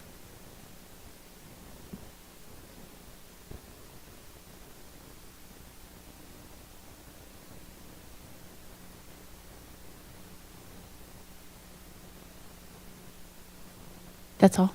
Sorry. Sorry. I always am waiting for more scrolling. Any questions immediately from our team? All right. Thank you for the clarification and a lot of those pieces. We appreciate that. And so we'll certainly take that one back as well. Do you want to go with 14? 14? 4. Also known as 4? I like adding numbers. Plus or minus 10. Right?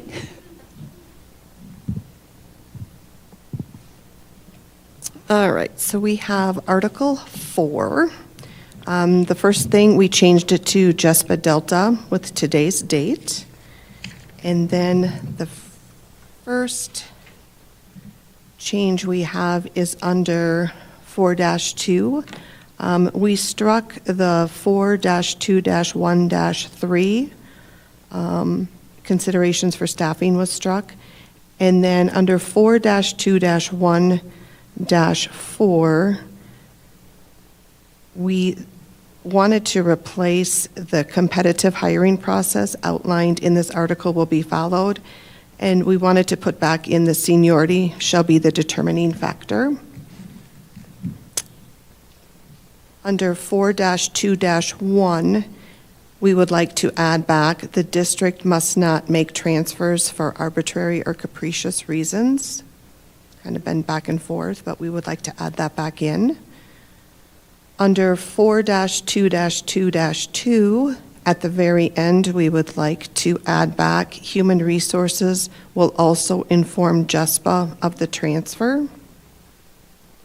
Under 4-2-4, we would like to strike if multiple employees request a transfer to the same position, and put back in there that seniority will serve as the determining factor.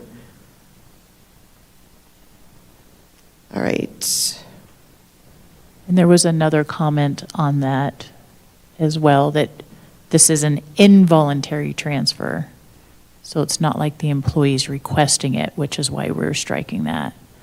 And it's highlighted because it might be thought of as RIF language. Sorry for interruption, Tiffany. Just wanted to make sure that that was. Can we, yeah, just to clarify that, we believe that that language existed before the RIF language changed, and so that it might have, when it says when multiple vacancies are filled through administrative transfers, we couldn't think of a time that multiple vacancies would just be filled all at the same time, except when we had school closures. So does this, we didn't find, where it came from, but does this language go back to an earlier closing school where we had to move all people at once? That was kind of our guess there with what that language was about. And then moving on to the application process, under 4-3-2, we would like to replace, if an employee is screened out, we would like to propose an employee may only be screened out,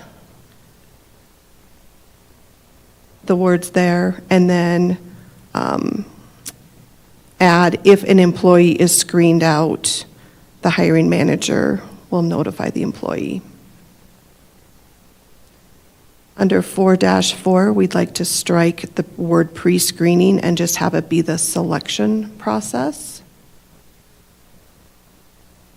Under 4-4-1, we would like to strike the word eligible before employee. Under 4-4-2, we would like to strike out the pre-screening and have the word final. It just kicked Xander out. He's getting back in.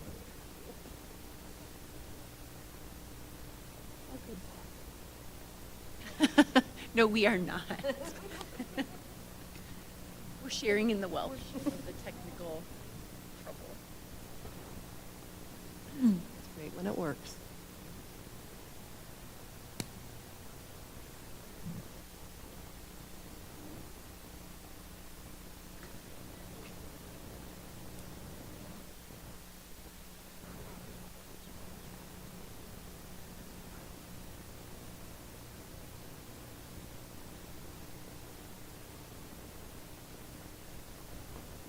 I can go back to the 4-4-1 so you guys can see what I was talking about. Do I need to go back before that?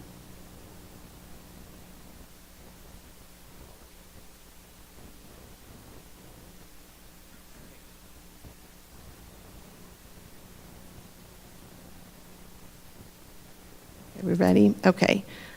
So 4-4-1, striking the word eligible before employee. Just have bargaining unit employee. Under 4-4-2, strike pre-screening and just have it be final selection process. In that same sentence, get rid of strike current corrective action.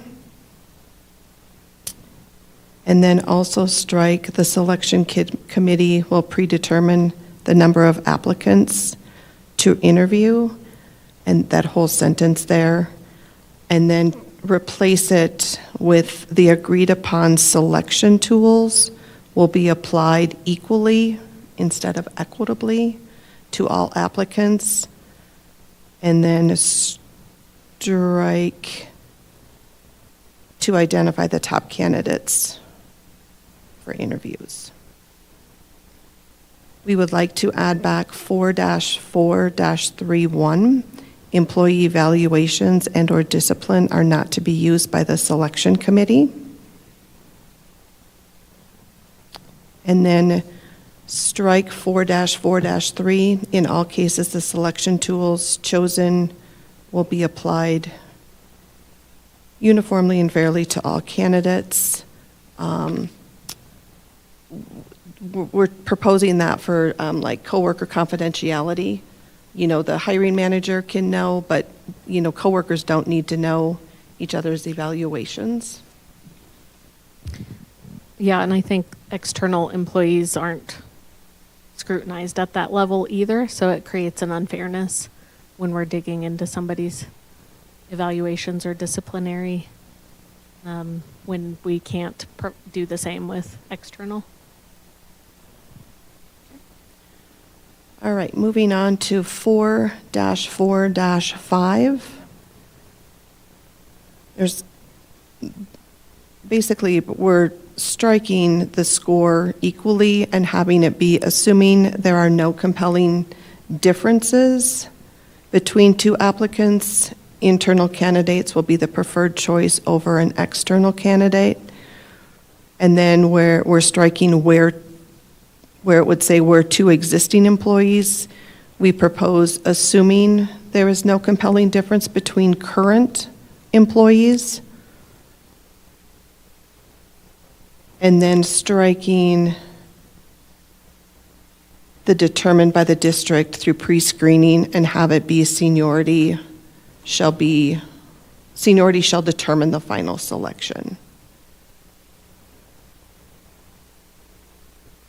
Okay. And then going down to, it's on the very bottom, 4-4-7. We're striking a procedural and technical violation of the article's terms will not invalidate. I guess if you guys, if you could give examples of where that would be necessary to be in the contract. It's showing on the screen as not struck through, but the comment is we needed to strike through it, but we wanted to understand examples.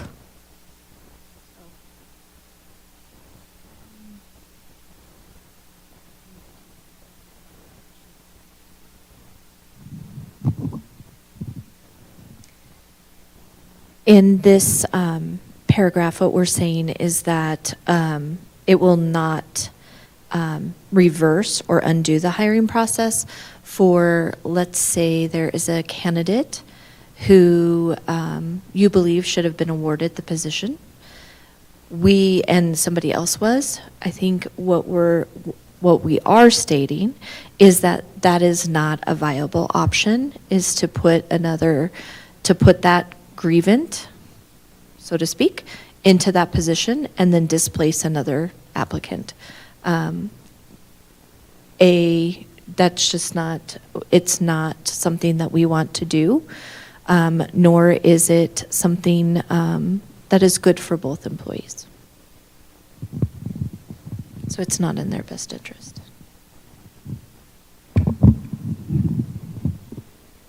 All right, just a couple more things. Moving on to it's 4-4-8.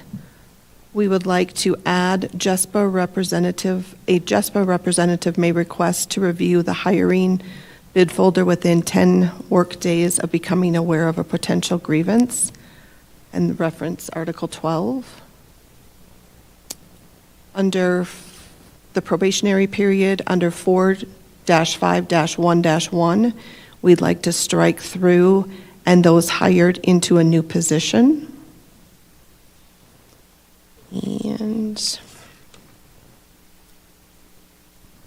moving on to 4-5-2-2. There's just a grammatical typo, so we would strike will. At that time, the employee may be administratively transferred. There's a may will, there's two words. It's not a complete sentence. Under 4-6-4, another typo, we would just get rid of the word of. So an employee who is assigned the duties and responsibilities of a higher classification, and then strike by the appropriate department administrator on an ongoing basis.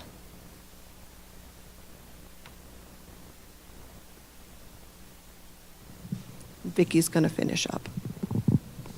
Okay, I'm countering here 465 lead employees.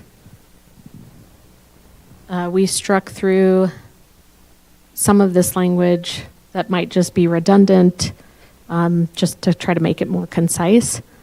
So we struck through that first sentence there. Lead employees may assign tasks, provide input on performance, draft evaluations, assist with training, all of that you added we were okay with. 4652, leads may reinforce expectations. We struck some of this language here about providing verbal counseling and addressing performance concerns. We know that someone in a lead position may be training and helping reinforce what the job is, but we don't want to inadvertently have an employee's due process. If there are concerns for performance, that's covered by the contract in terms of their rights to a fair process for addressing those. So we want to make sure that that remains an administrative role and not a bargaining unit member. We do know leads might document their reinforcements of expectations. So we're trying to clarify, yes, some of these things can happen, but not in terms of addressing and having conversations about performance concerns that could impact due process. So there might be a better way to say this, but we know that documented conversations happen about expectations, but there's a line. And so we want to find that in a better way here.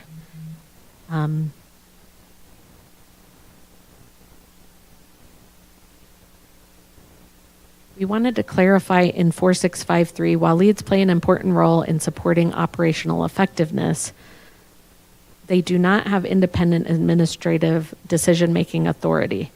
While we agree with it, we struck it because it's unclear like what that is here. And so you wouldn't want someone making a decision and then being told that's not your administrative decision-making authority, because it's not clear what administrative decision-making is. So we just attempted to clarify by saying they may not issue formal discipline, hire, fire, promote, demote, or reassign employees. So that's what you may not do. And here's what you can do. You may provide documented feedback and recommendations to supervisors, administrators, regarding staffing and operational needs. We struck that leads should be present for disciplinary action regarding employee performance or conduct.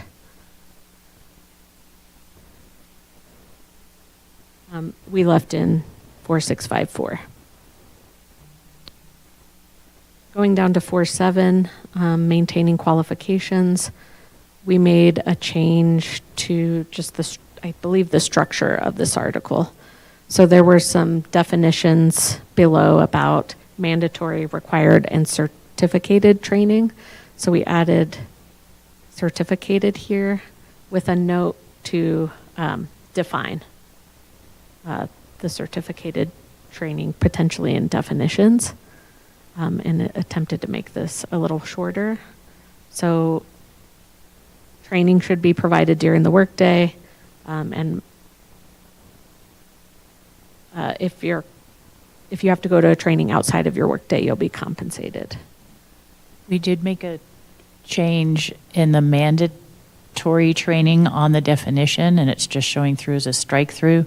You guys had defined as coursework, and we changed that to district-wide training, meaning all employees have to have that. I'm just trying to focus the difference between mandated and required, because in some places that means the same thing. We changed required to departmental or divisional, but mandatory is district-wide. So it shows up as a strike through, but it's not. Wanted to clarify that. Right, moving it to definitions, but it's not the exact language, so yeah.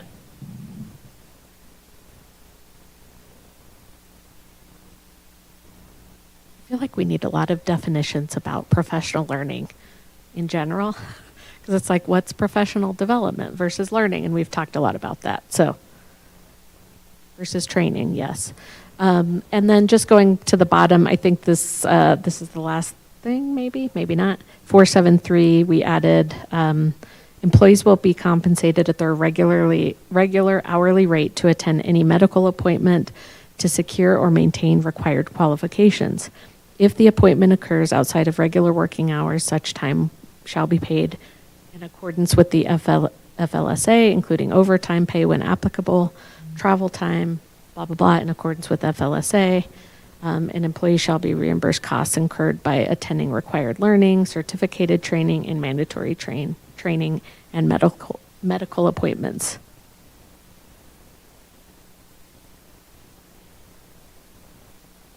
Yes, that was the last one. Any questions from anyone on this side of the Dr. Lopez? So the definitions that we put in last time, we're trying to clarify, I think, what you're trying to get at, and so I appreciate that. and thinking about mandatory comes from cabinet. So they're district-wide, and they are, you're right. Like, I think we agree there, like, it's everybody. So, and they sometimes require, like, principals to do more, but they're still mandatory, and if you don't, it's usually for the protection of kids, right? And then required training, I agree, can be department or divisional, but being really careful because paraprofessionals and secretary training crosses departments and divisions. And so we try to be really careful with our language there and really thinking about how we're aligning like to the strategic plan or excellence or some basic standard of work. And so trying to, and then certificated, something we're trying to use or think about for other employees too, like, right, so teachers, principals have to maintain a certificate or a license in order to do their job, and so we're thinking into JESPA, there may be people who have to keep up a license in order to complete their job, and so trying to think about them across different job categories, and so just trying to be, you know, Mark is in charge of custodial professional learning, required professional learning, and I think that fits into a department. I think paraprofessionals across departments. So when we're planning and divisions, so if we're planning professional learning for paraprofessionals, as you know, we have people from the teaching and learning division, and within there, every department in the division may be offering professional learning, but then we cross the division into family community partnerships.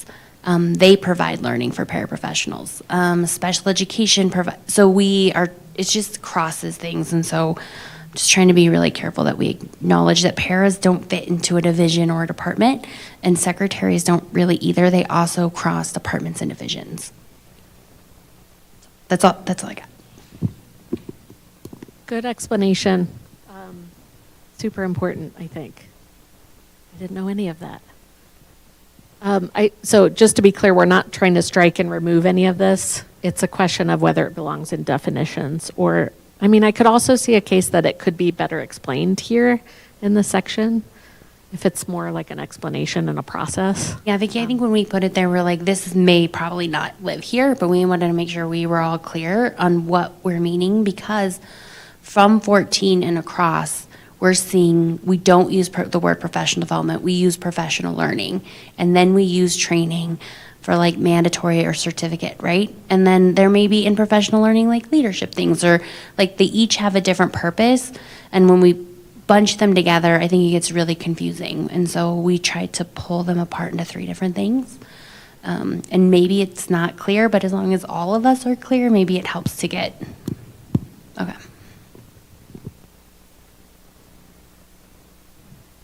Any other questions, Brandon? Could we go back up to 464? I think I had a question just on the strike through in 464.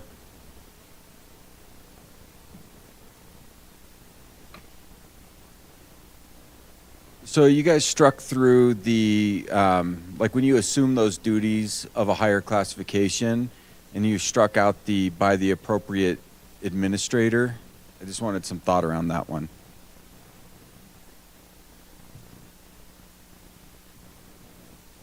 I think if the word assigned gets at that, I think is what we were thinking. If you're assigned duties, no one can assign duties except an administrator. So that's implied. I think also the ongoing basis as the addition to that section makes it a little bit unclear what that's about, because currently if you're assigned duties in a higher classification, whether it's ongoing or not, you get paid. And so that made it even more vague and would reduce employee rights to get paid, is what we were thinking there. And I think so from our lens, it was that a JESPA employee was assigning themselves into a higher classification. And so we wanted to put it out there that it should run through an administrator before they assign themselves into that higher classification, which is a current practice that's ongoing. And so I think that's what we wanted to provide that clarity for, is that to get that higher classification, it needs to have some type of administrator, even awareness, but approval obviously is our ideal. That way we're not accruing a higher classification pay because an employee had a doctor's appointment on Friday, and that employee said, okay, I want Johnny to take care of my duties while I'm gone Friday, and we're getting these multiple like higher classifications when they're not really changing the scope of their work during that time. But they are currently, I mean, I think we had that in transportation a little bit, where they were assigning themselves higher classification pay every single month. I'm not aware of that, but the other part of this is management rights clearly says that only management can assign work. So like if somebody came, I mean, this happens all the time actually, where people go above and beyond and they're doing, maybe work above and beyond what their duties are. And everyone knows and everyone's just kind of going along with it. So there's probably a gray area there, but if someone just took it upon themselves, I think we had this conversation maybe with Mark at the table last year or the year before, or maybe Katie or Beth, but like if someone's out and you take it upon yourself to do it, that's different than being assigned. So we talked about this quite a lot at one point. So.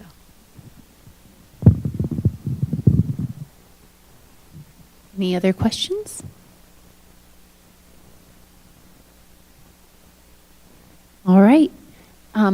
Thank you for all of that language. That was a lot all at once. And so certainly we need some time to digest and then, of course, try to get answers on those two minor things I was talking about with 8 and 6.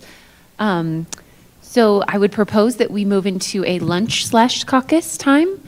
Not sure how much time. I would say at least an hour. Do you feel as though more time is needed, or we can propose coming back at, should we say 1:15? So it's 70 minutes? Or 1:55 minutes? 1:15, 1:30, we could live with that and get something. All right, sounds good. Let's shoot for 1:15, and if we need a little extra time, we will communicate as we have been. And so thank you again for those of you joining us in the audience and online. We will be back around between 1:15 and 1:30. So we will see you then.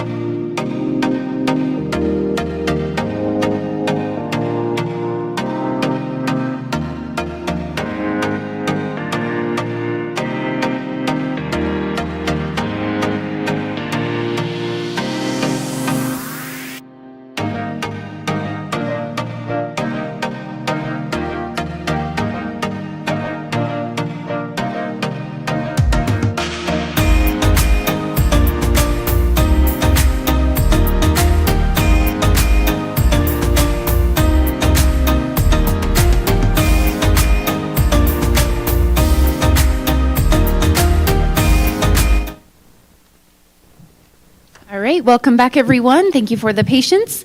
Again, as we took time to grab a bite and review some additional language. We want to check in with you and see where you're at with counter proposals and let you know that we are able to present language in Article 8, language in Article 6, and then we will need a brief caucus to finalize our compensation proposal presentation slides. We have it all up here. Most of it's on the slides, but we just need to make a couple of minor adjustments that we've not had a chance to finish. How about you all?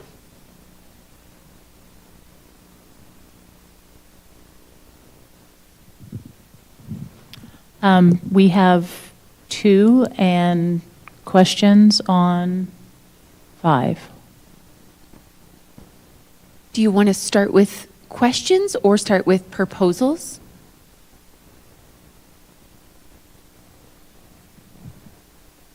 I can do proposal. Wondering, there's no point bringing it up, it'll be clear when I say what I need to say. Why the sudden interest on limiting release time? It hasn't been an interest before. Recent conversations with Superintendent Dorland were, don't worry about it, it's not an issue. So what has changed? I mean, I don't think that we think it's an issue either. It hasn't been. I don't think that we think that that anyone is abusing it. Certainly, we don't want it to ever, be abused. And not that we trust you. We trust you, especially those of you here at the table that we have an opportunity to work with week in and week out. And we also want to ensure that there's not a significant impact to the operations or the student services that the JESPA employee is providing in their regular work. So obviously, we have discussed an additional release person. There are other staff on JESPA, and we acknowledge and appreciate those of you who are willing to step up and be participants in all of these additional committees, as well as represent your colleagues on behalf of grievances, et cetera. But what we're trying to balance is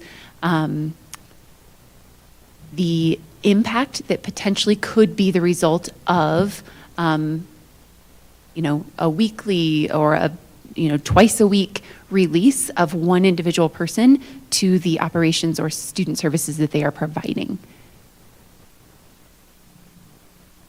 Which leads to the follow-up, you talked about committees. So then is committee release time or not release time in your mind? I mean, I think we have it stamped as release time. In the, I'm sorry, I'm specifically talking about the professional learning committee, but there's also the safety committee. I don't know what time those meet. I only know the professional learning committee meets during the day. But yeah, I do see those as release time. But I'm sorry, I might be referring to multiple different places that we have release time. I thought that this release time was specific to grievance representation. Are we talking about different release time? Well, This is in Article 213 says association release time. Got it. So we see it as all encompassing. I do think there's clarification, though, for district meetings that we attend and have members attend. They're released, but we don't pay for release time. Or like for bargaining, we don't consider this release time, like district meetings. Right. Isn't association time, but I think we need to clarify because the proposed 16 hours, with Darcy being the bargaining chair, and she's on our board, she's attending bargaining and board meetings. And wage committee. And then having committee meetings on top of that. Right. Where would I rather be? I'd rather be with my students, Sure. absolutely. Yeah. So it's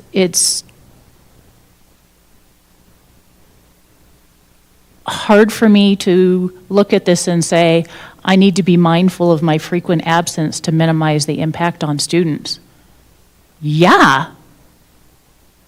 But I don't think I need the CBA to tell me that. I would rather be there, but I have to be here. Yeah, and what we were trying to get at was as as JESPA members, and really any association member, is spending time in association duties or volunteer work or committees, et cetera, that they're also balancing that with being present for their typical role.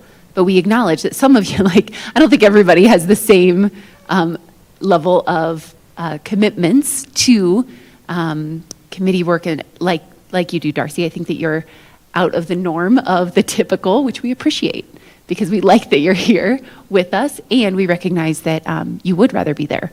And if you could be there rather than here for 8 hours, you probably would be, right? I don't think that you'd be doing something different. Right. So our proposal, which doesn't need to be shown, is we're striking that up to 16 hours per month. We're striking the employees shall be mindful sentence. And the last question is, we didn't get clarification if vacation was accrued leave bank, and the only reason we have that in there again separately is so that it mirrors the president language. We noticed that you had struck it. We struck it because it does include, all leave is included in leave banks. So because there are different employees who accrue different leave, it's all part of the Appendix A, I believe. So that is the leave accrual table, and we assume that anything in that is leave as it relates to the language used in the CBA. And so sick leave, personal leave, paid leave, vacation leave, bereavement leave, we would include all of that as leave banks. So we had put it in there just because it mirrors the president, but with that comment, because we had asked and I didn't hear the comment. Oh, so I'm that's- sorry. Did we not address it? You may have, I just didn't hear it, so I didn't write it down. Yeah. And again, just mirroring the above language, which is why we put it back in. Are you catching, like, the confusion is it's still in 2147, it's not struck through in the president's versus the designated officer? Oh, gotcha. I see what you're saying. Yeah, that makes sense. And I think we actually talked about that, but we didn't strike through it in the president because we hadn't made any modification to that previously, and so we Right. didn't want to say, like, oh, by the way, we just realized the president also should, you know what I mean? Understood.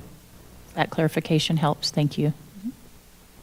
But yes, on record, it is one and the same. All vacation, sick, personal, accrued leave, as outlined in Appendix A, would be included in that. Which is why we put it in, because at the time we didn't have that information. Got it.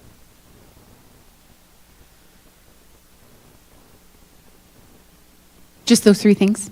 Yeah. Okay.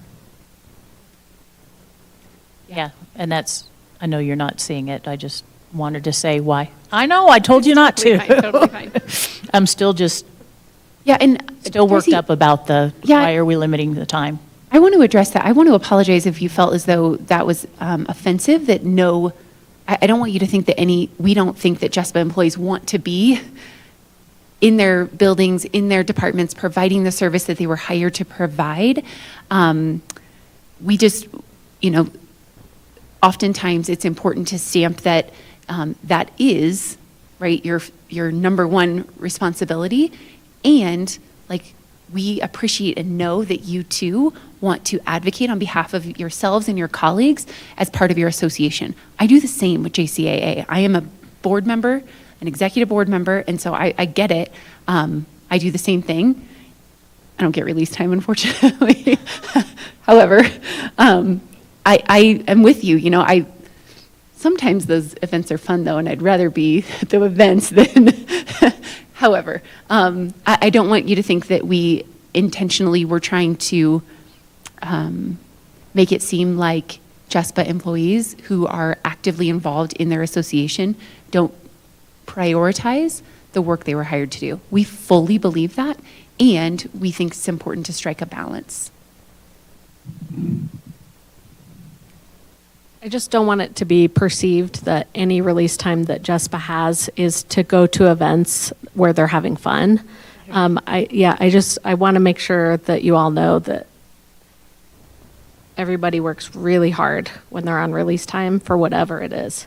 And often it's frustrating to have to come to have the same meeting over and over again with our release time, or trying to get people to wage committee, for example. And so it's one of those things. It's like, is that release time? Because then we're not going to go to those meetings anymore if it feels like a waste of our precious time.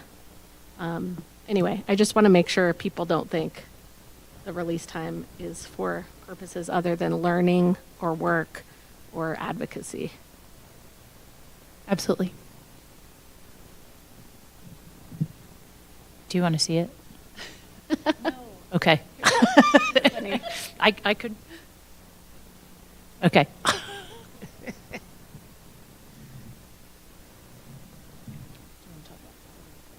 Oh, yeah. Did you want to ask questions first, or do you want us to move forward on Article 5?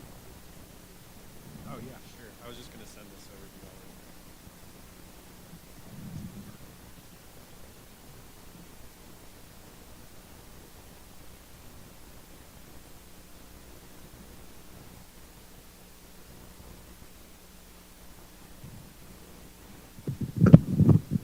already. Okay, so Article 5 that y'all presented today. So we were just curious, we would like to understand your interest, like what is your definition of the word entitled? What is the interest, or I guess what's your understanding of what that word means in this context in 532? So we went to the Colorado state law, or where it was referenced, and I believe we shared that with you last time, and that is the wording that they used. So entitled means that they are entitled to that 30-minute unpaid break if the supervisor would like to add that to their schedule. So let's say Tiffany is working for 6 hours with students and is entitled to that half-hour unpaid lunch. She would actually be at her location for 6.5 hours. So that is what the 30 minutes entitled. Are you asking, are we going to mandate that every employee has that 30-minute lunch built into their schedule? I mean, we're kind of getting to, I mean, I want to know what your interpretation of entitled means. I know the law says that word, but like in your view, what is it? Is it mandated? Is it a requirement? What's the? Entitled to us would mean, yes, it's required. However, we may have some departments who are not able to accommodate an unpaid break, and in turn will pay for their 30-minute lunch break. Are they getting a break? Yes. Could they be called upon during that break? Yes. So in turn, we pay them for that 30 minutes. Does that make sense? So I'm going to take food and nutrition services, for instance. So they may have built in a 30-minute lunch break, but they want them to be available in case they have to be called back into work. So they are not on an unpaid break. They're on a paid lunch break because they are waiting to engage. So that would be a department who has an exception. Katie, if I misspoke, please let me know. Does that make sense? I hear you, and I mean, as a food service worker, I understand that. But if admin have authority to to not give people breaks, I'm just curious where the line is, because if some departments are able to do that and some don't, is it an entitlement then, or? Can you give me an example? Well, let's say a paraprofessional who gets a break built into their schedule, 30 minutes unpaid. Could their manager, admin, tell them, no, you have to work because I'm going to change your schedule today? So that is referenced in that second section on Article 5 that states that if for some reason there's an operational need for that specific day, there could be an instance where someone may not be able to take their lunch break that day. And if that is the case, they will either be paid for that time and or they will have to work out a different schedule for that day.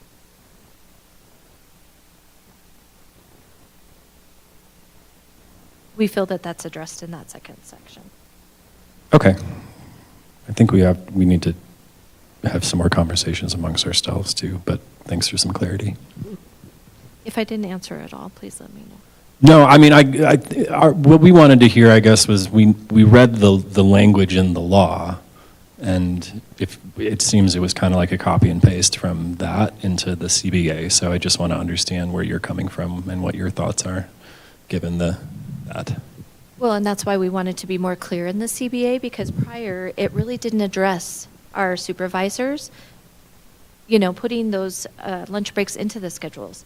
And we want to make sure that our administrators know that that is a requirement and an entitlement to those that are working over 5 hours. To me, entitled means it is your right to have one. To me, it doesn't mean required. It means like it is your right. And if you don't want one, I mean, I guess you can say no, thank you. That's just my interpretation of entitled. Also, as a former principal, I would have still operated under the assumption that you don't get a 30-minute break unless you work 6 hours. So I think it's important, no matter how this turns out, whether it is a copy and paste and we leave it, or we adjust somewhere else, I just think that it's important to stamp that 5 hours versus the 6, because I thought it was always 6 until they brought that to my attention like a week ago. I was like, oh, that's good to know. Yeah, I think it was just, we read the law, read the language entitled. What does it mean that, or does it mean something else? So that's what we wanted to clarify, just what your interpretation was. And I think, Well, and we also know, like Amanda stated, there are employees who do not want a 30-minute break. And they ask to only work 8 hours. They don't want to be at their location for 8.5. and then what do you do in that case? So if they don't want it, they don't have to have it. Is that, they can turn it down? I think that's what. I think they can turn it down.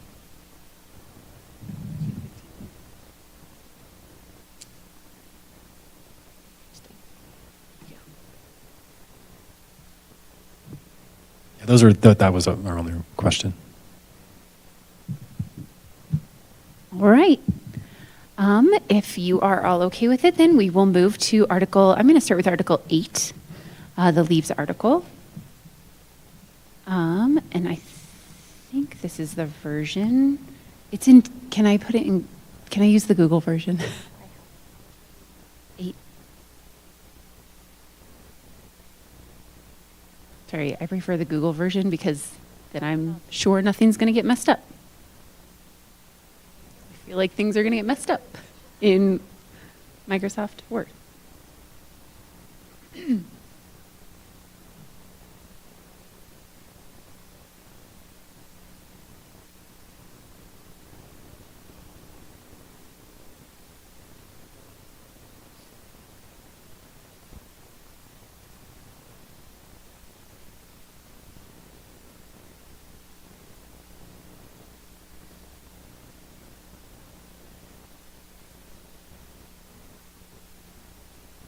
We are indeed in Article 8.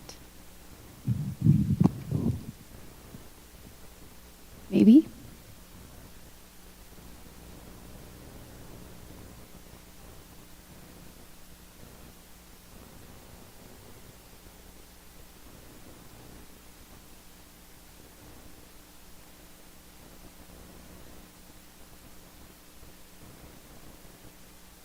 Okay. In Article 8, you're going to see quite a few proposals, and please know that some of these are not proposals that we will strike it. We're actually proposing moving some language for clarification. And we're open to conversation about that because we know that some of these things can be confusing because there's a difference between a leave and a benefit, which a benefit oftentimes is a form of salary replacement. And so that's the why behind a little bit of this, and so I'll talk through that as we go.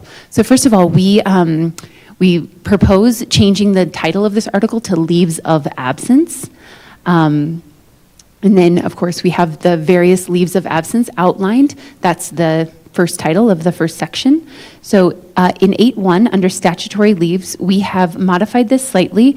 So right now it says, these include but are not limited to job-protected leave, military members and their families, leave for jury duty, leave to vote, leave for, we have crossed out this statement and just said victims of domestic abuse, up to 12 weeks of job-protected leave to eligible employees for qualifying family and personal medical reasons through the Family Medical Leave Act.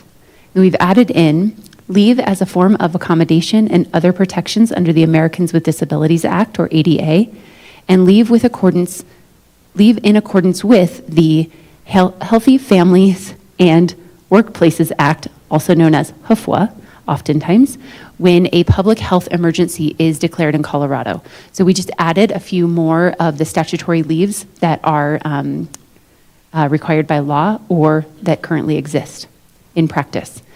In 8.1.3, we have added language, any employee unable to return to work and perform their regular duties may be terminated at the end of their statutory protected leaves. I know that you're familiar with if an employee is out on leave, we immediately engage the ADA process and offer for an accommodation review for when you return, what might you need, or again, as it states previously, there could be potential extended leave under ADA.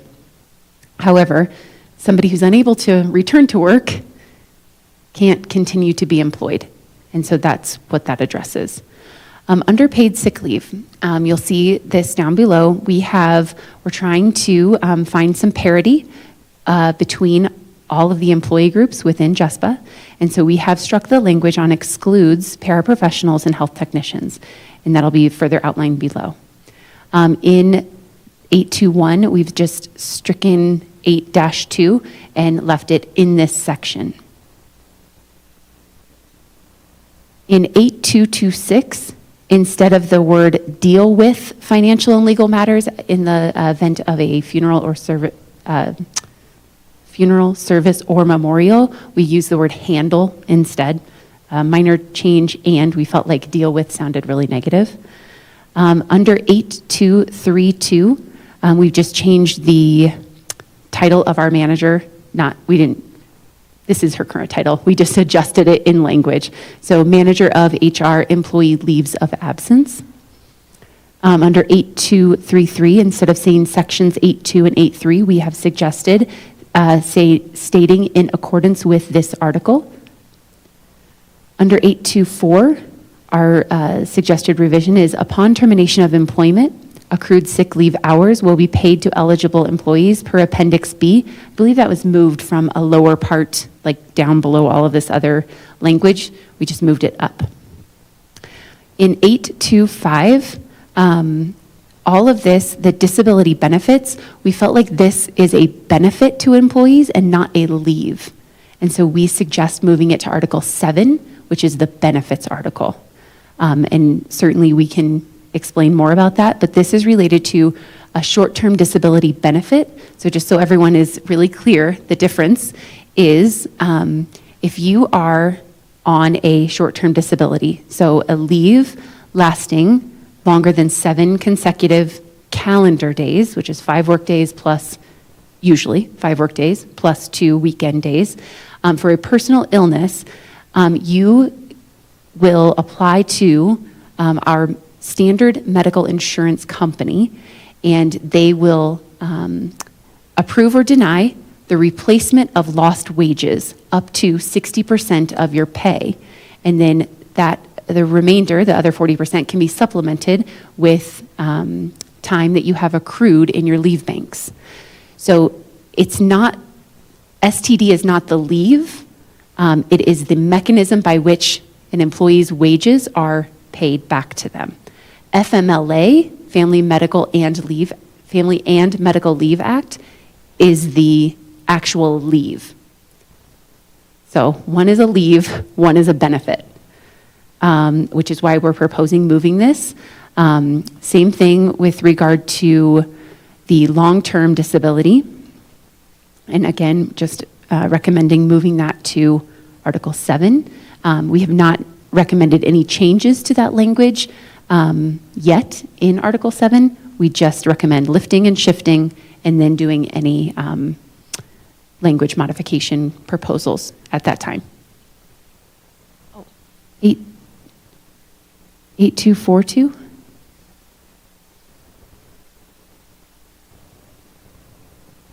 I'm sorry, I don't remember this conversation. So, this would also live in benefits? Okay, sorry. In this paid sick leave at termination, this was what I just referred to, that we moved up to 8-2. We did not change the language. It's currently outlined in Appendix B, and we would continue to, refer employees to Appendix B for that payout. Paid personal leave. So under this section, again, we crossed out excludes paraprofessionals and health technicians, because as you'll see eventually in the language, we would like to scoop them up into this leave accrual. So we've renumbered throughout. Excuse me, my nose is running. We under paid vacation, in alignment with Appendix B, we wanted to be really clear with this that paid vacation is earned by prorated year-round employees. We didn't want non-prorated year-round employees to be confused and think that they too would receive this and have to refer to the appendix to know like what it is they get. Of course, they would have to do that anyway, but we just wanted to be clear here. Under paid leave for paraprofessionals and health technicians. So this is a result, I believe, of having separate associations all coming into one and separate ways of accruing leave. I will tell you that our system currently is, we're having a lot of challenges with maintaining these different banks and understanding what happens when an employee moves from one job code to another job code and they can no longer access their leave, or they don't get it paid out appropriately, and vice versa. And so again, we would like to just wrap up our paraprofessionals and health technicians into accruing leave the way in which other employee groups accrue leave. And so down below, I'm sorry, there is a section on weather and emergency late starts. We recommend moving that to Article 6 because it's really about compensation, not about leaves. And so we would like to further define that in Article 6. Under the language for Americans with Disabilities Act, you heard that already because we incorporated it into Section 811 of this article. And so we've struck all of that because it's up above. The workplace accident or illness leave, which is commonly referred to as workman's compensation or workperson's compensation or workers' compensation. We propose moving that to Article 7 because that is also a benefit and mechanism to employees. I know it sounds awful to say a benefit to those who have gotten hurt on the workplace. However, it is a pay mechanism that employees receive due to lost wages. The emergency sick leave bank, we propose also moving this to Article 7 because this is also a benefit to employees that they can access. I know we have other language in Appendix D around the sick leave bank, and certainly we understand we need to refer to it somewhere. So either way, Article 7 or here. The language for public health emergency leave, we addressed in statutory leaves up above. And we recognize that a lot of this language was, I believe, was drafted after the most recent public health emergency leave. And so certainly when a public health emergency occurs, we will follow the mandates by the health department that are given to us. And if we need to state that somewhere, we're happy to. What we don't want to do is ever limit it to the previous health emergency, public health emergency. So for example, if last year you got 80 hours But not last year, last time during COVID, you got 80 hours, but next time they say we're actually going to give all employees 120 hours. What we don't want to do is limit ourselves to the previous experience when the future experience may be different. God forbid that ever happens again. Under holidays, we have we're fine with putting, instead of having Appendix A, we're fine having the table live in here. And we're fine with the words, employees will receive a number of paid holidays as provided below. And then we added the word below, I apologize. Employees working summer programs or extra duty over the summer will receive year-round holidays. We've struck that language. We have no way of adjusting that for every single employee who works the additional days. However, those are non-work days for those employees. And so their pay will continue to be paid over the course of the time that they worked. However, they are not working on those days, so will not be paid for them. We have accepted your request to add in the Friday after Thanksgiving break for school-based employees, bus drivers and assistants, and paraprofessionals and health technicians. Please know that there is quite a cost to that. That's about $650,000. And we acknowledge that employees during their work year were not previously receiving that day, and that is beneficial to them. Winter break. So we have struck the language around the 4 days at winter break. So as everyone is aware, I might need Jen's help, so this is hard to explain from somebody who does not have a financial background. I am not a payroll expert, not a financial expert. As you're aware, we provide a service to our employees to prorate their pay. And we offer the ability for employees to be paid over the course of the year so that their paychecks are predictable. And so all of that includes the days that they work, and when appropriate, it used to include their paid holidays. Now it includes the holidays in the month that it occurs, right? That's a new practice as I understand it. But employees are not expected to work during winter break, spring break, summer break, other times of year. And so therefore, while none of us are paid for those days, even though we kind of are, because we're paid in a prorated way, right? So we're actually being paid for time that we're not working each month when there are breaks in the month. So even though in December, maybe there's only 15 work days, I'm getting paid essentially for 20 work days. What it feels like 20 work days, even though I'm not necessarily, because it's being prorated across all of the months. And so I know that is really hard to understand. I have a really hard time verbalizing it, and maybe one of you can step in and assist me with that verbalization. But if you work 175 days, you get paid for 175 days. You don't work on the breaks, but that 175 days gets potentially, for some employees, prorated over the course of the year. What have I missed in that explanation? Yeah, so additionally, here's what, just a number so for you to be aware of. Every single day of additional pay for all JESPA employees is nearly $900,000. And so every time we add a day of pay, essentially increasing someone's work year, even though they might not be working the additional day,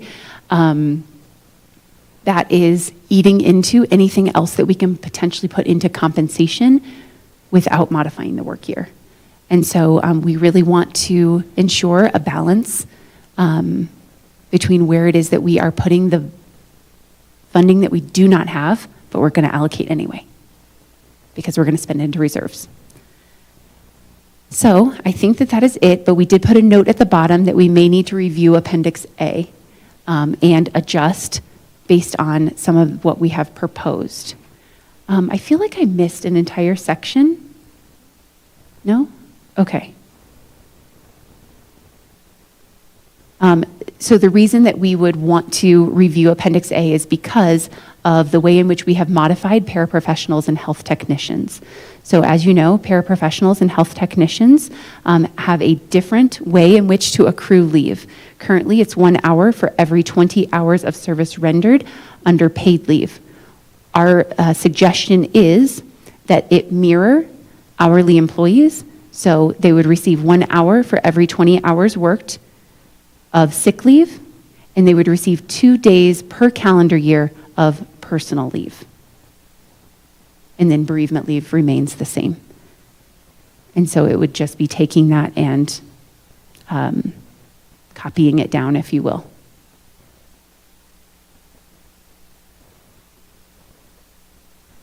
That's okay. And we do believe that the benefit to employees is they would get 2 additional days per calendar year that they aren't currently receiving.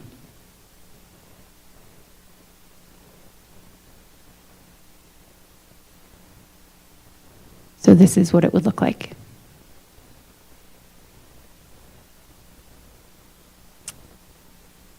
And that is all for our proposed Article 8 at this time.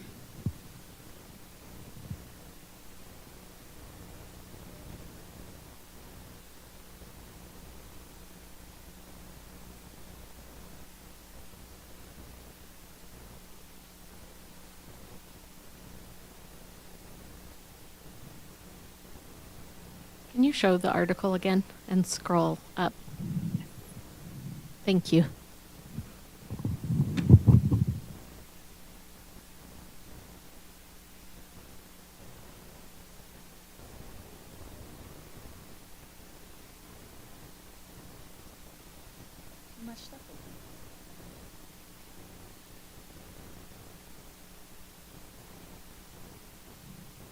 No?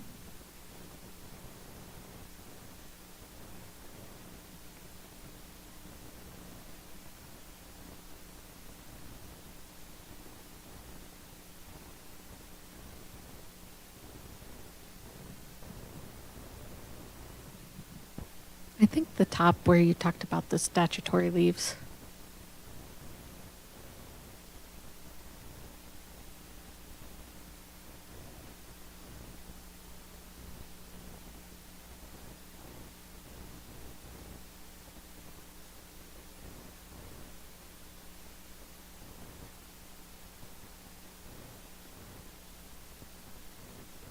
Okay, and can you scroll down to the ADA?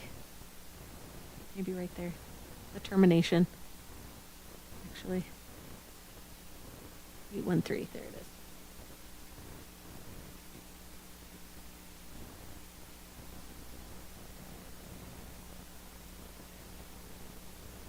And then was there another section about ADA?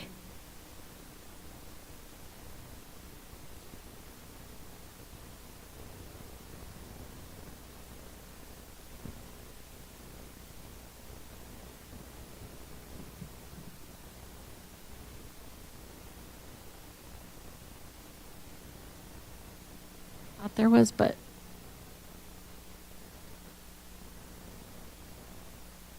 Yeah, the only other reference to it was in 812.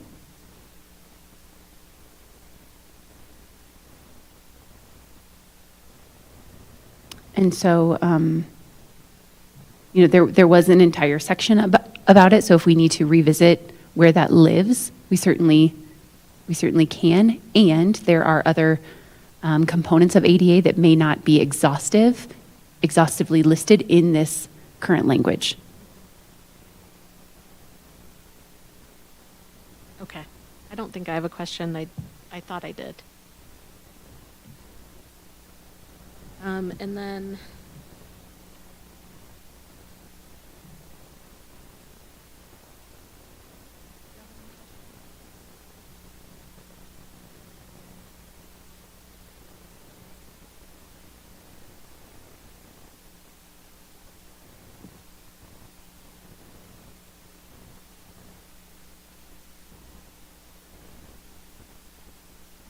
Okay. All right, if you are okay with it, we will move to Article 6, the language component of Article 6. And I believe Amanda has put this in somewhere for us. Jen, do you see it?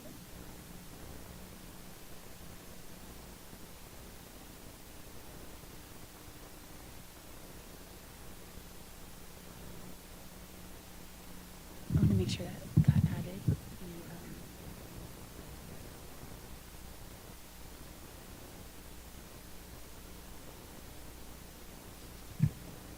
Yep. Are you using Google? Me too. Give it up on Word. Okay, with Article 6, compensation, there's quite a bit in here. And so bear with us as we explain as we go. So we have returned this to the previous title of placement, annual advancement, and longevity pay. Pay frequency we're going to address in just a moment as we scroll down. So first of all, we would like to maintain the anniversary date for employees is August 16th. This aligns with the, what's the word? The school schedule. Not that means all ESPs start at that time. However, that is the anniversary date for employees in other situations, and it has worked in this situation as well. That is also the time in which any salary advancements that are negotiated are applied to employees. And so we would like to maintain that August 16th anniversary date for employees. In 614, instead of the terms skills and abilities, in our job descriptions, we use the words essential duties and responsibilities. And that is what typically differs from job to job. Oftentimes, the skills and abilities are the same, but the essential duties and responsibilities are what vary. So we've proposed that language in both 614 and 615. In 617, you previously struck this language. While we do have an interest in eventually modifying the salary schedule and potentially not flattening it, but leveling it out, the increases in steps and getting to longevity quicker, we have determined that that cost is approximately $6 million. And in this current revenue reduction climate that we're experiencing, or revenue maintaining climate that we're experiencing, depending on what the state comes up with, we do not have the ability to make these adjustments right now. But please hear me publicly say, we do have an interest in doing so once the revenue is available to us. So that also, unfortunately, we had to strike 617 as proposed to add in additional steps to fill gaps. In 6110, pay frequency, we want to do this. We are committed to doing this, and we, as you all are aware, are switching systems from our current PeopleSoft system to a new Workday system. When that system is in place and running, our payroll department will be able to make this modification. And so we are committed to this. However, we are not going to be able to do it earlier than the fall of 2027. So over the next year and a half, we will be working to implement in phases this new system. And then we will be working to test the new system to ensure that employees are receiving the same experience they were previously, and also that our systems are aligned and people are receiving the same benefit that they were previously, and that there are no hiccups in the ways in which we pay employees, we track years of service, we hire employees. All of these things that happen within this one system we need to ensure those things are in place first before we make these changes. But again, I want you to hear me in saying we are committed to this, and we can't commit to making it happen until 2027, the fall of 2027. Under reclassification, there's one minor change. We put hiring temporary staff in addition to contracting instead of additional to contracting. It's just a typo. Under 623, we have struck the language regarding the annual audit of each job classification. This is not manageable. This would require a larger team, and I don't have the ability to add to my team, again, in this state of revenue reductions or maintaining current levels. And so, unfortunately, this is not something we are able to do. We are on a cycle of every 3 to 5 years benchmarking against the market rates to ensure that we are aligned within a reasonable percentage of the market as it relates to all of these various job classifications. And so that is a cycle that we are already implementing. Under 6-3, we have modified this section. The section we've named premium pay. And we have 2 different mechanisms of premium pay that we want to outline. The district and JESPA recognize the contributions of ESPs providing the essential service of snow removal when their regular shift has been disrupted, as well as the potential that their work at times must be performed in hazardous conditions. Differential and hazard pay aim to provide compensation during these events. Differential and hazard pay are not applied together as time reporting for the same hours worked. So these are 2 different situations. They're not compounding pay mechanisms. So in 631, we outline differential pay. 6331, transportation mechanics, facilities maintenance, custodial services, safety and security, and small engines employees will earn $16.50 differential pay per hour when required to remove snow and ice, do sanding operations, or lend support to snow removal at a time which is different than their regularly scheduled work time. So we have struck the following language around custodial services employees because that addresses, that previous statement addresses what was previously there. Differential pay is applicable only when such work cannot be postponed until the employee's regular scheduled work time, with the approval of their immediate manager. So an example of this might be, it snows overnight and a facility manager needs to come into the building at 4 a.m. instead of 6 a.m.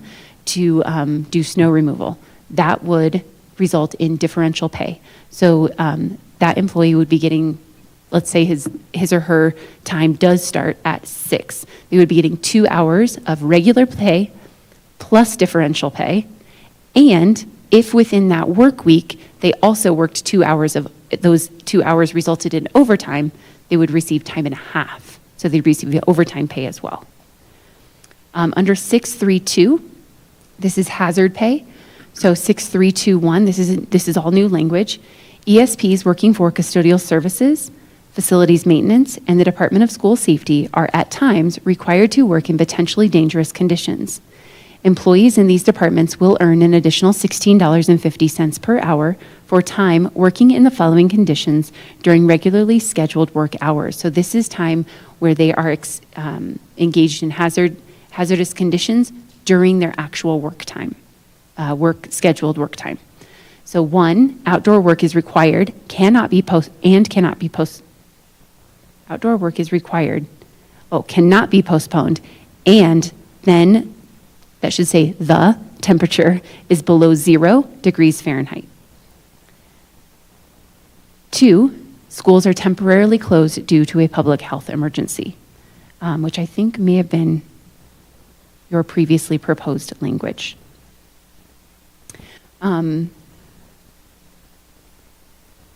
Y0, Mark can explain a little bit more about Y0, but the National Weather Service has a, Mark, you might need to have Mark explain why 0 degrees Fahrenheit.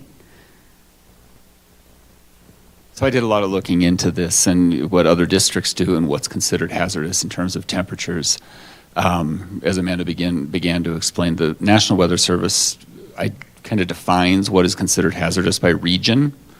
And for this particular region, 0 is that threshold where the temperature outside potentially becomes dangerous. I know in previous language that was proposed in the custodial services article, we had a feels like temperature. It just felt like we needed a solid number that could be quantified and applied consistently. So that's where we landed on 0 degrees Fahrenheit. Thank you. So the next section where we've made some modifications are under 6-7, which is bilingual pay. We have removed the language that was time-bound to this school year and have expanded the section quite a bit to provide additional detail. So in 671, bilingual education support professionals, ESPs, who speak one of the top 3 languages, which is based on students' language backgrounds and parents' preferred language from the home language survey, in addition to English, and to facilitate school and business-related communication outside their defined job responsibilities with students, families, and other stakeholders as directed by their supervisor, are eligible to receive, and we have recommended a $100 monthly stipend. And the reason that we have recommended a stipend, right now we feel as though this is applied inequitably. Actually, we should probably say unequally.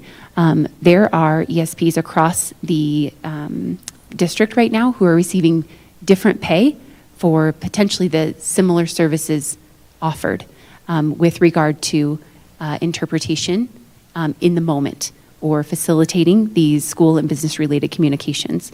And so we believe that that could pose a problem, especially if there are situations in which a registrar, for example, may be using this daily, and somebody who is a paraprofessional who happens to speak another language and is called upon maybe once a week might not be asked to do the same amount of interpretation and support with conducting business-related communication. We feel as though bringing the stipend into one consistent amount across all employees who qualify for it would provide a greater level of equity and potentially even equality in the work that they are doing. We recognize that there may be some employees who actually are doing even more than that. And in that case, potentially their position should be classified as a bilingual position. But that's just my opinion. So underneath here, we have a few different things outlined. Letter A, employees in a bilingual designated position the following exceptions apply. So A, if an employee is in a bilingual designated position with corresponding compensation, they are not eligible for this stipend. So again, that was kind of what I was referring to just previously. Employees working in a position that is less than 0.5 FTE and covered by this agreement would be eligible to receive a $50 monthly stipend. Employees who only communicate with other bilingual employees would not be eligible for this stipend. The reason behind it is to really facilitate communication when needed for students and families. Employees who only communicate with D, bilingual ESP employees may not be asked to translate or interpret during disciplinary or corrective action conversations. So we have services that should be called upon in those type of situations, which is also letter E. Translation and interpretation services must be handled by the identified staff in the Interpretation and Translation Services Office. Other bilingual ESP employees may not be called upon to provide these services. So that's not fair to them to ask them to be writing letters, translating newsletters. We have a department that does that, and that would inhibit them to provide the other services that they were hired to do.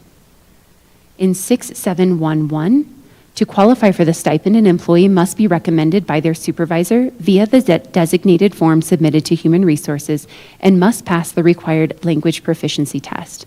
That is current practice. In 6712, the district will cover the cost of the language proficiency test, including up to 2 retakes if the employee does not pass on the first attempt. Retakes will be available every 30 days. In 6713, Human Resources and Payroll will coordinate stipend payments, ensuring timely compensation for eligible employees based on supervisor recommendations and HR confirmation. In 672, employees approved for the stipend will continue receiving it as long as they remain active in a position with the same school or department. If they transfer to a different school or department, their new supervisor must recommend them within 60 days for continued eligibility, but they will not need to retake the required proficiency test. So there was previous language that we have struck that was proposed. I don't have the cost of this exactly, but I can tell you that it is substantial, and I can certainly get that cost for you so that you can understand how we're having to weigh different proposals as it relates to budgetary constraints. We have struck previous language because this is all, we've worked this out this year. This was really a commitment this year to working out the intricacies of this system and how we would achieve this goal together. Under 6-8, the only thing we modified would be the renumbering.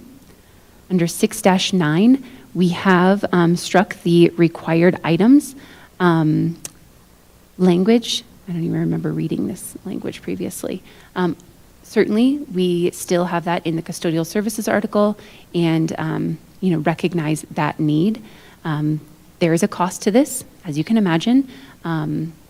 For every single employee who might be outside with kids, it would be financially challenging to be able to provide every one of them with a coat or reimburse every one of them for the coat. And we also acknowledge that we have the ability to provide those items should that become necessary through donations. Under 6-10, higher classification pay, we have modified this or is this? I think this is existing language. Oh, okay. Got it. So this is potentially moved from a different article or just restated in a different way? Okay. An employee who is assigned the duties and responsibilities of higher classification by the appropriate department administrator on an ongoing basis will be paid appropriately at the rate commensurate with the higher classification. Maybe it was just, redundant. Extra duty pay. While we appreciate the flexibility of our ESPs to be willing to go to another work site to cover for staff shortages, unless they are working overtime to do so, we are not able to pay them extra pay. Certainly, mileage, as it is outlined in 6-8, would be appropriate, but additional pay to replace their work at another site is not something that we're able to agree to at this time. Under pay during canceled work days, we have moved one section to 613.2, and so you'll see that here in just a moment. So in 613, we're trying to further describe and in detail what this compensation during delayed start and early release days should look like and how it should be operating. So, under 613.1, we outline delayed starts. 613.1.1, delayed starts will delay the normal morning opening of schools in most departments by 2 hours as determined in the delayed start communication sent out by the district. In 613.1.2, provided their normal work shift occurs during the 2-hour delayed start window, employees will report up to 2 hours later than the normal opening time, depending on their normal start time. So if an employee starts at 8, school doesn't open until 10, they would report at 10. These employees will receive up to 2 hours of miscellaneous time in addition to their regular wages for all hours worked for the day, making up for those 2 hours that they did not receive. They would get miscellaneous time for that. 613.1.3, Employees with normal work shift start times occurring after the 2-hour delayed start time will not have their work shift impacted by the delayed start and will be expected to work their normal schedule for the day. So if they start at 10, they come in at 10 and they work their regular schedule. They would not be eligible for the 2 additional hours because they weren't scheduled to work during that time. In 613.1.4, in the event of a delayed start, employees will fall into 2 categories: essential/emergency personnel. Essential/emergency personnel are defined as those employees who may be required by their supervisor to perform their job duties during a delayed start. These employees should be designated by their manager and informed of their essential/emergency status well before the delayed start occurs. If employees are unsure if they are designated as essential/emergency, they are encouraged to ask their immediate supervisor for clarification. Non-exempt, meaning those eligible for overtime, essential personnel are compensated with MISC time for each hour worked during the delayed start, up to 2 hours, of course, if it is only a 2-hour delay start, in addition to their regular wages for the day. Non-essential personnel, employees who are not deemed as essential or emergency, are considered non-essential personnel and will not be required to report to work during a delayed start. In 613.2, we outline early release. 13.2.1, early release is the closure of a school, department, or district earlier than the normal closing of business. In the event of an early release, employees will fall into 2 categories. Again, we have outlined essential/emergency personnel and non-essential personnel. And the language, I believe, is identical to those 2. Let me read the non-essential personnel for this section just because it is a little bit different because it's not a 2-hour limit. All employees not deemed as essential/emergency are considered non-essential personnel and will not be required to work during an early release. Employees will be paid for time worked prior to the early release. Additionally, they will need to enter MISC time for all remaining scheduled hours not worked occurring after the early release. 6.3.2.3. Employees who report to their regularly scheduled workday and then are told to cease work by their immediate supervisor will receive a minimum of 3 hours pay at their regular rate. Under 6-13, wasn't I just in? Who knows what number this is? Maybe it's 614 now. Under aid and restitution, under 613.2, currently numbered as 613.2, but I think it's 614. In the event an employee, while acting within the scope of their employment, has their clothing or other personal property damaged or destroyed as a result of an attack, assault, menace, vandalism, or pupil supervision problem, we've modified this language to say, the employee may file a claim with the district for reimbursement for those claimed damages. Goes on to say the district will accept, review, and honor reimbursement requests for personal property that is damaged or stolen on school property so long as the damage is not caused by the employee.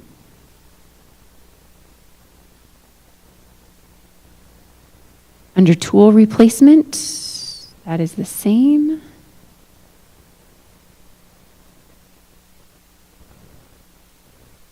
Under 615.2, the district, we have reverted to previous language. The district will provide $35,000 annually to custodial staff for purposes of purchasing protective equipment, protective clothing, and personal protective equipment.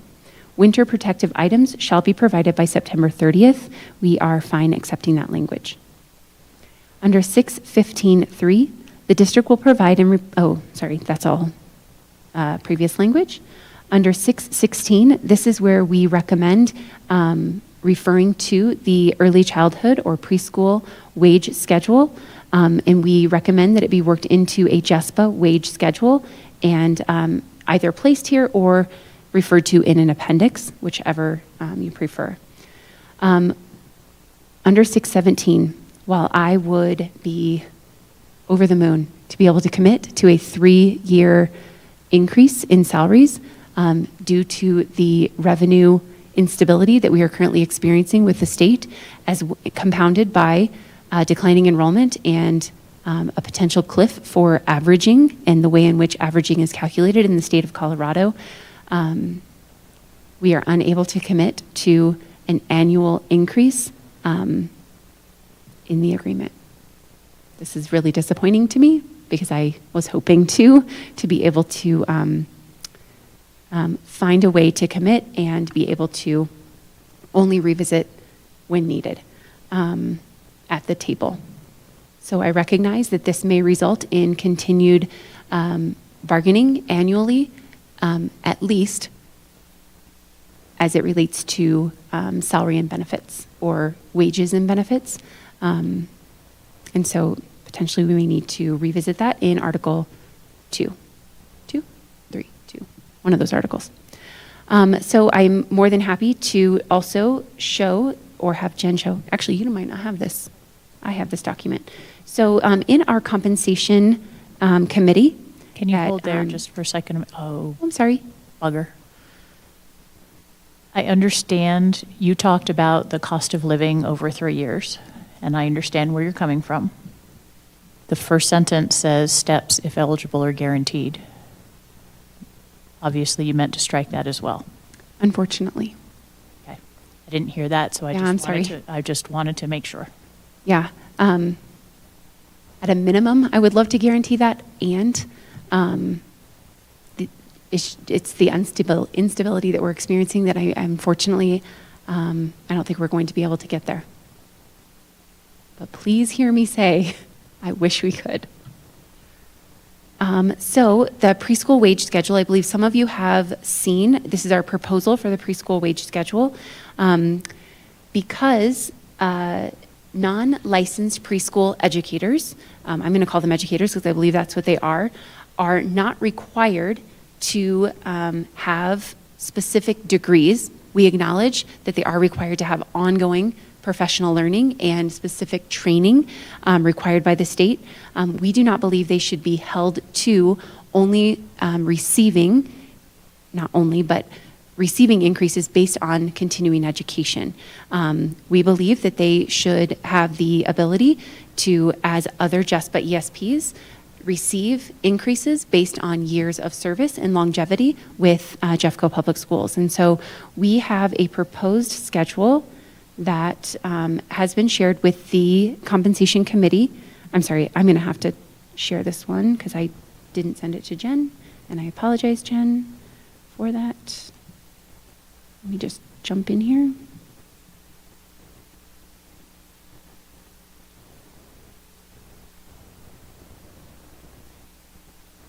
So I believe that someone on my comp team, maybe Laura, may have recently sent this directly to Darcy.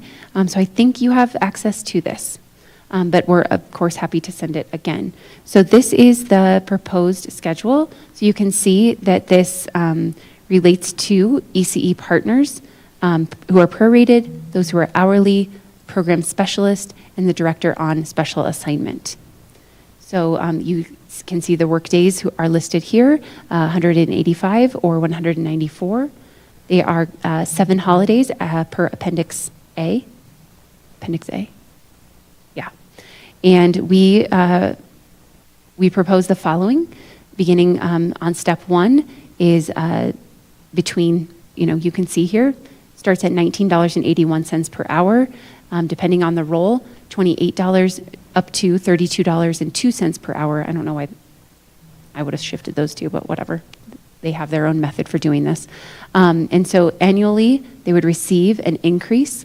And I believe, as I understand this, I apologize, my compensation manager is out today. And so our executive director was trying to explain this to me in writing, that there is a 2.5% increase between each step. Our goal is to be able to get there with all JESPA schedules. This is our first attempt at doing so, specifically with the preschool schedule as proposed. And so you can see that those increases align from step 1 to step 8. And then again, aligned to the other JESPA schedules, having longevity increases step 12, 16, and 20. Again, I just again want to share with you, we do have the desire to improve the salary schedule and create a better and more predictable percentages of increase from step to step. And the cost right now is something that we are unable to commit to, again, due to the revenue projections. So that is what we have right now with Article 6. Yes. Oh, I'm sorry, the schedule or the 6? Okay, yes. You bet. So here is the schedule. Nope. There you are. There's the schedule again. Okay, I noticed different tabs along the bottom. So this particular sheet doesn't include all of the different jobs within. This one has ECE. these 4. So where would the ECI be? Like Sarah's an ECI. And I'm trying to think if there are other job titles missing. It's not, I'm ECIP sorry, is I the wasn't partner. I wasn't at this meeting, and so I don't know if it was proposed that we switch to a new, because I see that these all say new. Right. And so I don't know if the proposal was that we classify everyone as ECE partner prorated or ECE partner hourly. Darcy, were you at that? Do you remember the conversation? It was. Sarah was there as well. And there are a handful, and they weren't included here, and we'll get back to that, was the conversation. But anyone else is going to be the ECE partner. So the intent wasn't to reclassify them as one of these new descriptions. Not that my recollection. Okay. I just know when they did it, my wage, what I make now, was not on there. Okay. And then the So- other one is director, like there's directors that aren't directors on special assignment, right? So it just seems like there's No, they're all. a few missing. Great, good point. I apologize. Go ahead.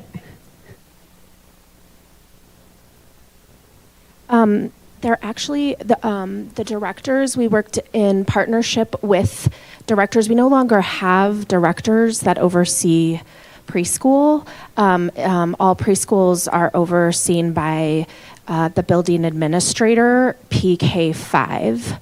And so the director's jobs switched to a director on special assignment in partnership with directors. So we no longer have directors. They're directors on special assignment that are assigned to schools. All of them? All of them.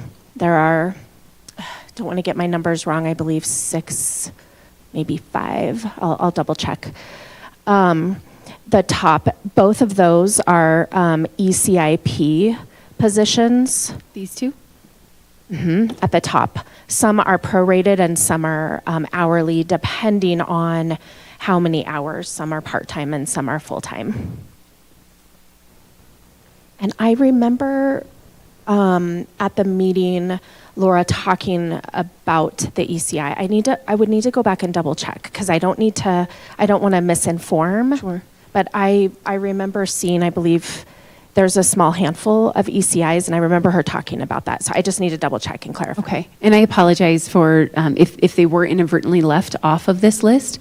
We can certainly research it. Again, Laura's out today, and so I wasn't able to connect with her exactly on this. I was able to confirm that this is the proposal, and I completely did not realize that they had missed a classification of employee.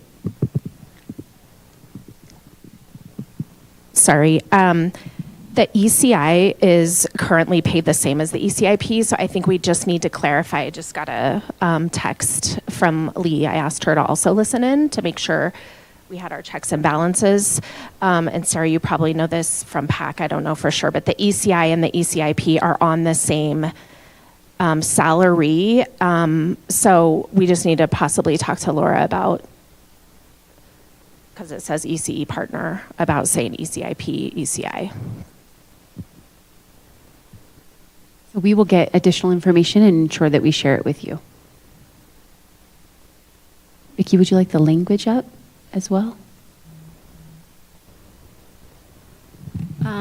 Yes, I think so. I think the question was, we included safety and security, or it said security for snow removal. And I didn't know that that happened. I don't think we knew that that they did snow removal, but do they? You'll notice a couple of other departments that were added onto that proposal. And it's an effort to try to be all-inclusive of potential groups that could. I know especially on the hazardous conditions and the cold weather procedure, more likely to apply there. So it's consistency of language.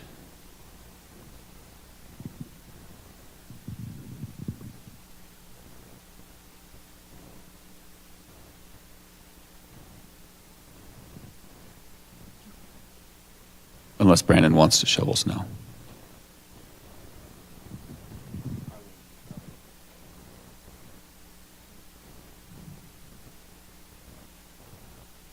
I think Jen's going to reproject the language.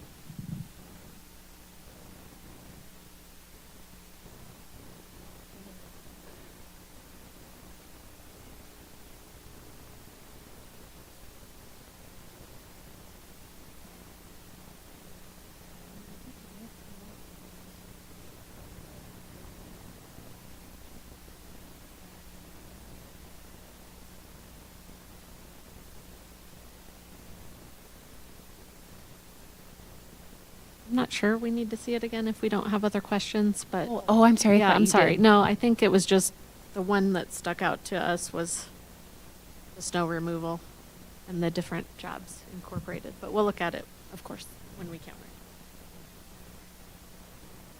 Okay, so you proposed 2, we proposed 8 and 6. So at this time, if you're amenable to it, we'd like to take a short caucus and then come back with our compensation proposal. I'm realizing it is nearly 3 o'clock, not really sure how that happened. And so although I was hoping we'd be able to bring back some counters, I'm not sure that we're going to get to as many as we'd like, or any. I think we might be able to bring 2 back. 2 is what you just recountered, correct? Okay, so we can review 2. If we could come back at 3:30 to finish out, that would be really helpful. Any objections? And of course, in the meantime, we'll make sure that we send you Articles 8 and 6, and then the proposed schedule. Even though I know you got a copy of it, we'll send you the updated copy. Yeah, and then we'll coordinate our questions too. And certainly, as we are working in caucus for agenda setting for next week, we will attend to which articles we hope to bring back on Tuesday. And you guys always do the same, so we will see you back here at 3:30 once Brandon clicks us offline.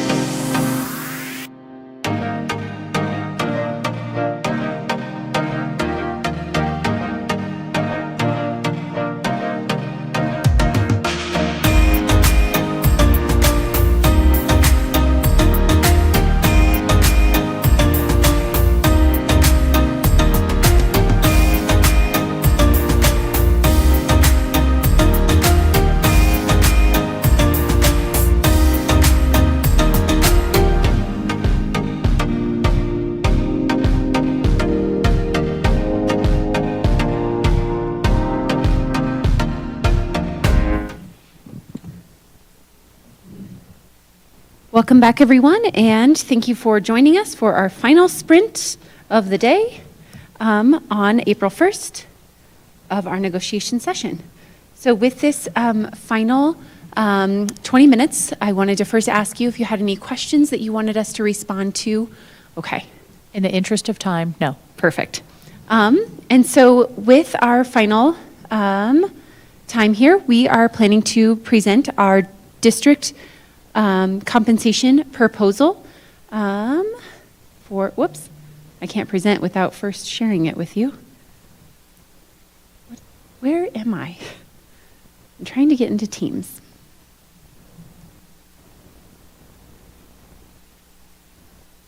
All right. No microphone, join.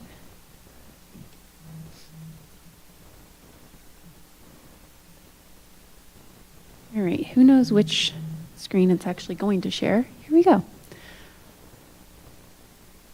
don't want to send it to anybody. I want to present. Sorry. Okay, so this is a slide outline of our information, and we have a few financial slides to re-ground in before we go to the actual compensation proposal itself. So as many remember, either who were here on the teams or in the audience, Brenna Copeland, our Chief Financial Officer, joined us in a joint negotiation session with JCEA and JESPA on February 20th to share some information that helps us to make decisions around how we spend our money here in Jeffco and what it is that influences our revenue and our expenditures.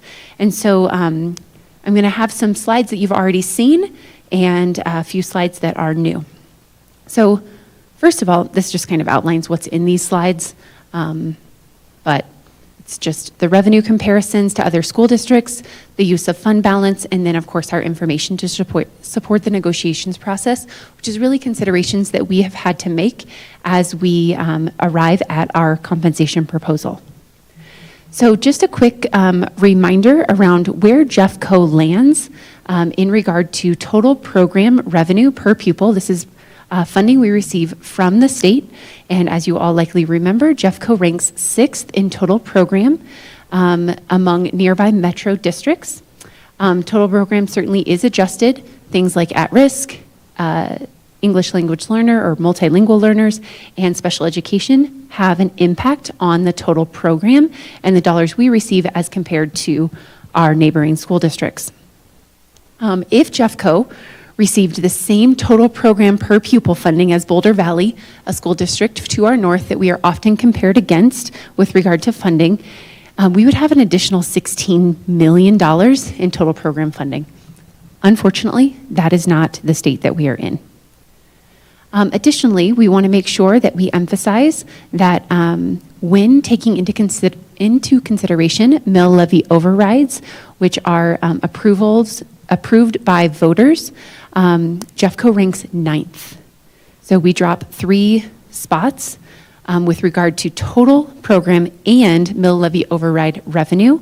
And so we are competing with school districts trying to attract, retain, and provide value to our employees through the lens of compensation and benefits. You can see that Denver has $16,000 per student, whereas we have $13,000 per student. I rounded down on both of those numbers for transparency. And so that certainly is a constraint that we are required to respond to as we set our expenditures in our budget. Additionally, this is this year's high-level overview of general fund end-of-year projections. So as everyone knows, general fund is where salaries and benefits come from for the most part. You can see that our total revenue is nearly $1 billion, $982 million. Salary and benefits is $847 million of that. You can also see that we are estimated to spend over $1 billion, which means we are going to be spending into fund balance, or what is often referred to as reserves. Reserves are almost like a savings account that the Board of Education maintains in order to ensure that we are able to maintain stability, respond to any major emergencies or issues such as a fire and a school burns down or something like that. So we have had a very healthy fund balance since prior to COVID, and we were able to maintain that through COVID because of the federal dollars that were given to us, that we were able to defer general fund spending to those one-time federal dollars that came in different grants. Those, of course, no longer exist. So everything that we continued to commit to spending has moved back into the general fund. And this year, we are estimated to spend $38.4 million or more into that fund.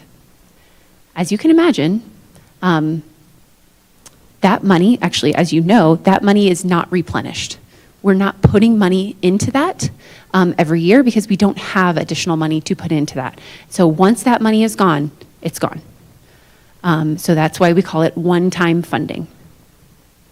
So another thing that we have taken into consideration are JESPA compensation increases. And certainly our other employee groups have had compensation increases as well. However, we are focused on JESPA at this table. And so you can see over the last 4 years, we have done some variable increases based on what was negotiated at the moment, or at that moment in time. So in 21, there was a minimum hourly rate increase to $15 per hour and a 75-cent increase per hour to anyone who was at $14.25 or higher. In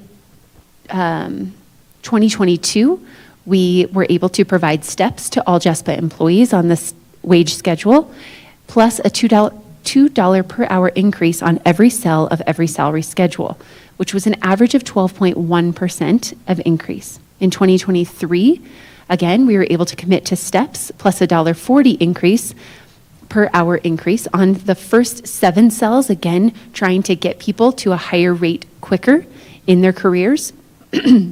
And then we made adjustments to other cells to maintain spacing. That resulted in an average 8.6% increase. Last year, I think most of you were here, we were able to commit to steps plus a 6% COLA, which is applied to the salary schedules, which resulted in an 8.5% to 11% increase. Again, increases are variable based on where you're at within the salary schedule. Plus, we were able to provide a 1% one-time for all employees in the JESPA bargaining unit. Additionally, part of the collaborative work group and the compensation committee's work with Human Resources and JESPA is a reclassification process. And so we just wanted to remind everyone that we have worked to reclassify some of our employees groups based on market ranges. And so transportation, health techs, and special education paraeducators all have been beneficiaries of reclassifications over the last period of time. This just puts that into a table in case you wanted to view it differently. During that 2021 year, the average increase was really undetermined because it was so variable in being able to make those adjustments to the minimum hourly rate. So before we go into our final slide, the considerations that we have had to take in determining FY26 and our compensation offer for, again, this year is FY25, next year is FY26, it's fiscal year, but it is the 25-26 school year. As you're aware, as I just reiterated, we are estimated to spend $38 million into our general fund balance. If we make no changes, which we are not currently planning to make any changes, the district will likely spend at least $40 million in fund balance again next year. So we have no reductions planned. We do have expenditures planned for either maintaining or increasing, depending on the need across the different departments. Changes will be necessary in the future. So this is something that sounds very ominous, and yet it is very real. if you have been paying attention to the news and you've heard about some of the issues that the unstable funding that has hit our neighbors just a little bit sooner than us, likely due to the lack of a fund balance, some of our neighboring school districts are being required to cut millions of dollars immediately. One to our north, $27.5 million. One to our east, I don't know the exact dollar amount, but I know that they had to cut 38 positions recently. All of that was in the news. You can see it, and other school districts are experiencing this right now. I don't want to tell you a lie, but that is going to be something we might have to consider in the future. Our hope is to do so in partnership, should that ever become necessary, and not to do it to anyone, but to come together as the staff of Jeffco Public Schools and be able to work through any type of conversation around reductions or budget cuts together. At best, we are hoping, right, fingers crossed, that the revenue from the state will be flat from FY25 to FY26. If you were here at the February meeting, you heard Brenna describe 3 scenarios: worst case scenario, hopeful case scenario, and best case scenario. We have it on good authority that the best case scenario might be more likely than not. And so we might have flat funding where we don't receive an increase or a decrease. Or the legislature might decide to go with no averaging, and then we would have a significant decrease. But right now, we are remaining hopeful that with our advocacy, with your advocacy, thank you on behalf of all staff, and as well as GCEAs and other surrounding school districts and superintendents, including our own, to continue using an averaging model to fund our schools.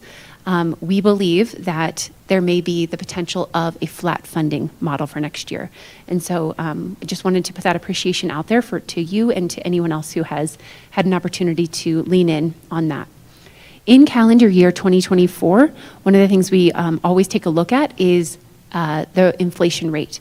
So they use last year's confirmed inflation rate to apply to this year's, to the FY25, or really the January to December 2025. And so that has been confirmed at 2.3%, which you've been living in this state, you've probably experienced the ups and downs. At one point over the last 3 years, it was up to an 8.5% inflation rate. That does also inform the district's per pupil revenue for next school year.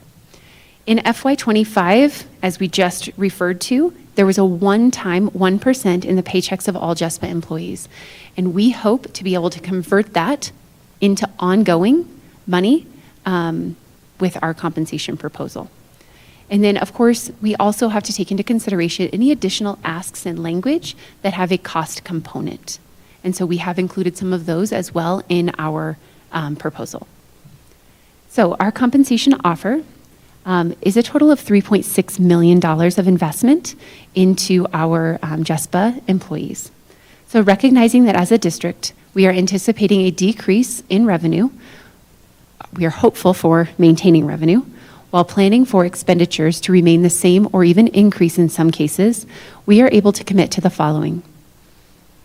Eligible JESPA employees receiving one step on their respective salary schedule for the 25-26 school year. This is approximately a $1.7 million increase. The average is a 1.9% increase across all employee groups, and it is intended, our hope would be that that one-time 1% would be felt in an ongoing way if we are able to give employees each a step. We would like to offer to commit to the preschool salary schedule adjustment, which is currently estimated at approximately $64,000. The reason for that is we have no intention of reducing anyone's current salary. And so we will make adjustments to make sure that people are making, that they are moved to a spot on the salary schedule that is equivalent to or an increase from where they currently are. We would like to commit an additional $10 per employee per month in the employer contribution to health benefits, which is approximately $261,000 which is an estimate of JESPA employees at 2,175.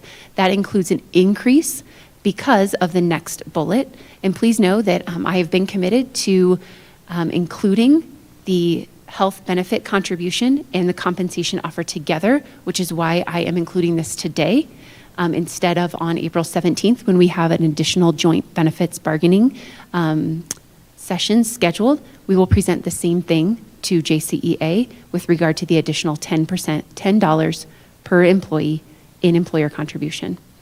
That includes additional employees which fall within the range of a 0.6 FTE eligibility to a 0.74.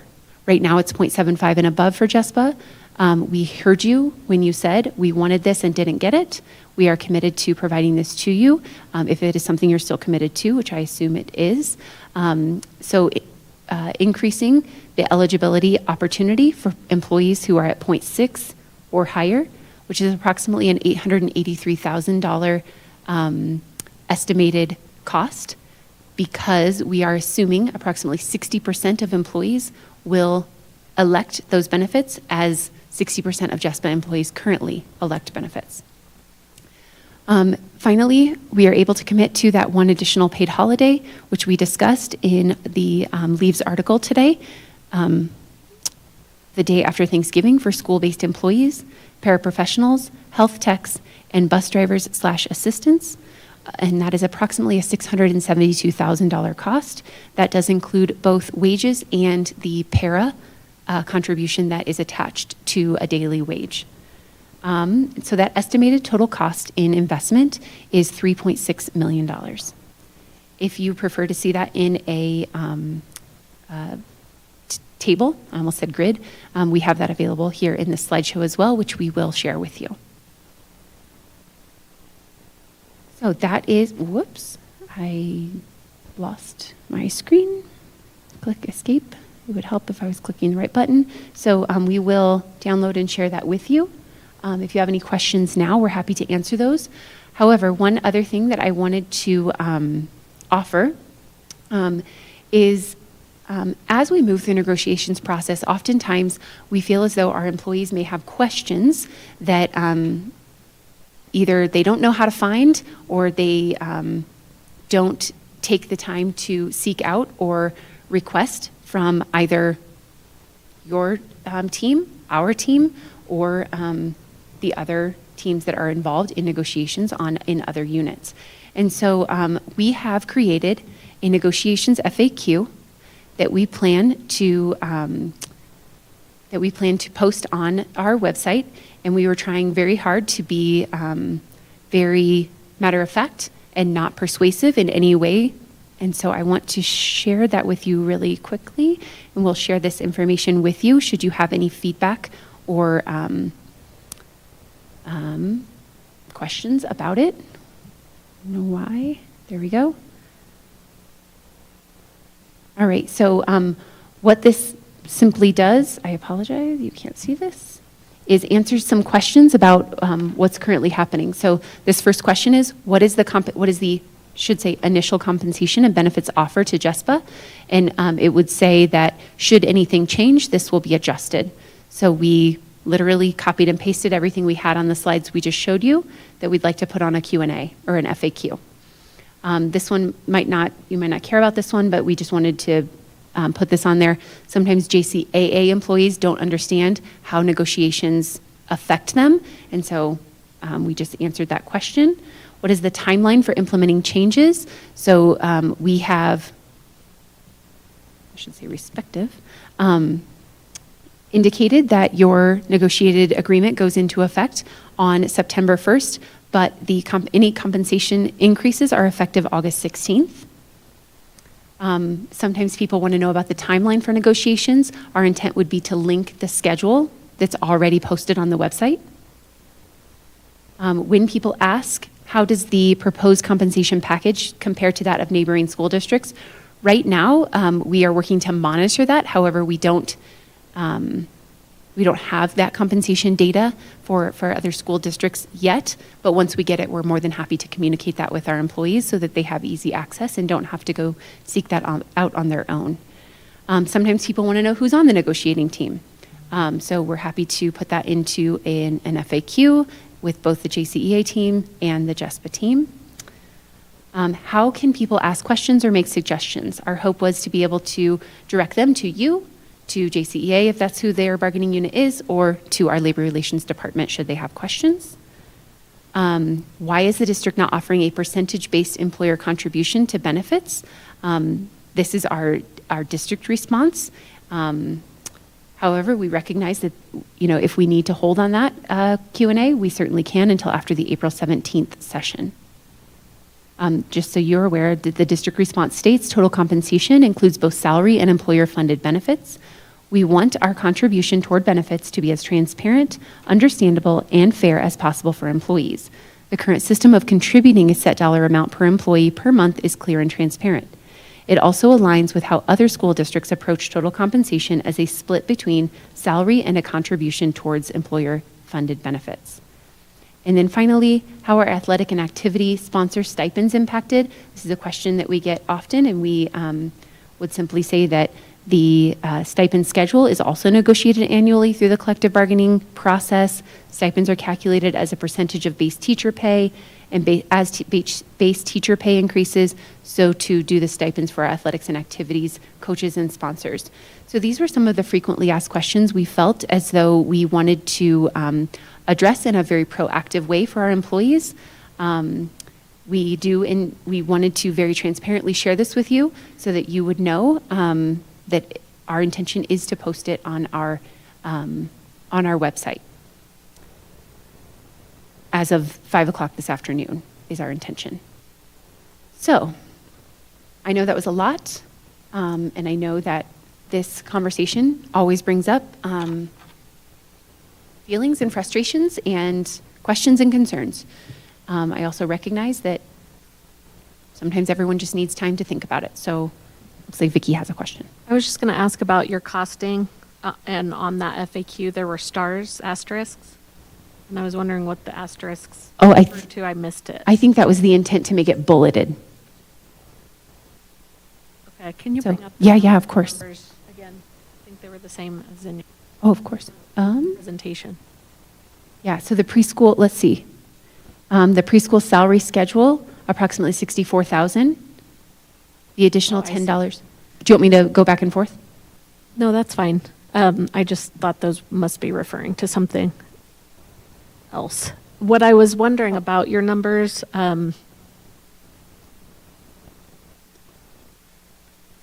instance, the step increase, or how you've done the preschool costing, et cetera. I think we'd like to see the data that went into your costing, because, like a lot of times the district will say there's a big cost to a step increase, but as many people maybe are leaving or are stuck in holes that won't receive a step increase at all, or leave at the top and you're replacing them at a lower wage at the bottom. So steps become cost neutral or have savings depending on how many people leave.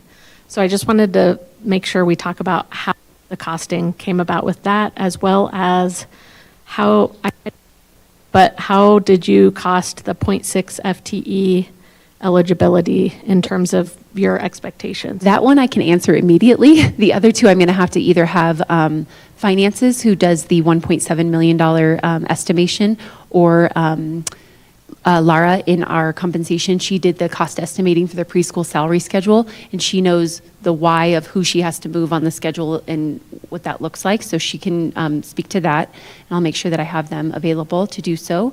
The 0.6 FTE eligibility, there are currently 191 employees between 0.6 and 0.74 FTE in the JESPA bargaining unit.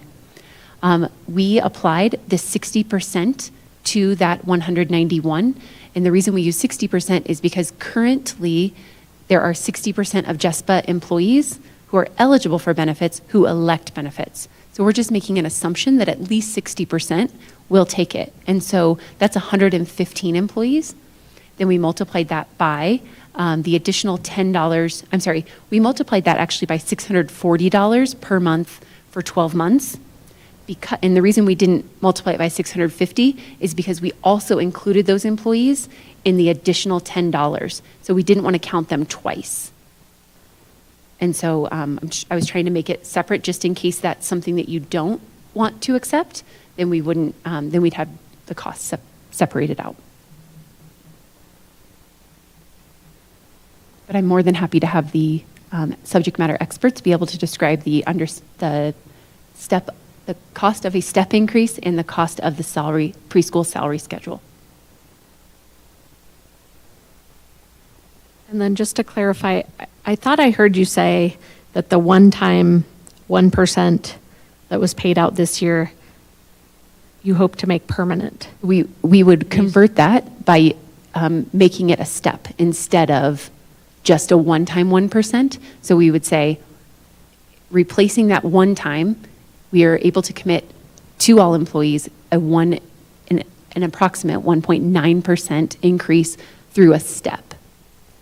Right, so it's not saying we're going to do the 1% again this year. It's saying we're no longer doing the one-time 1%, and now we're doing an ongoing increase of a step, which may or may not be the full 1% for all employees, just depending on the variability of the increase.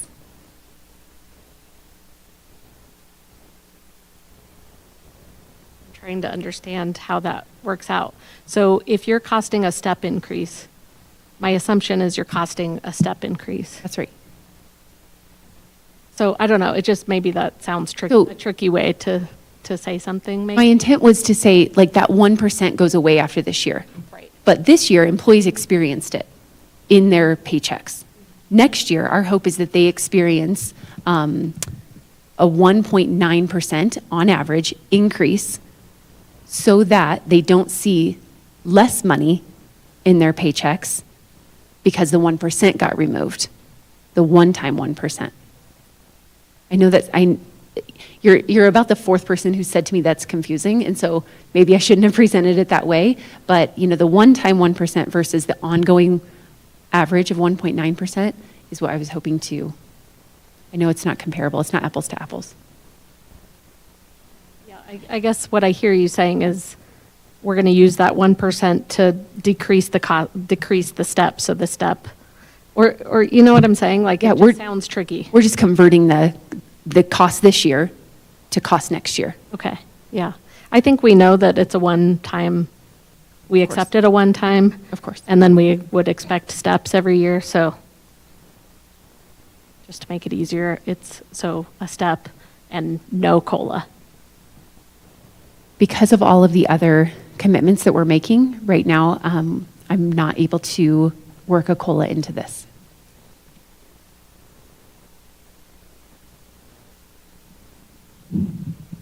I just want to call out too, I think it's a little bit misleading because there was a one-time payout to everyone this year. Not everyone's step eligible.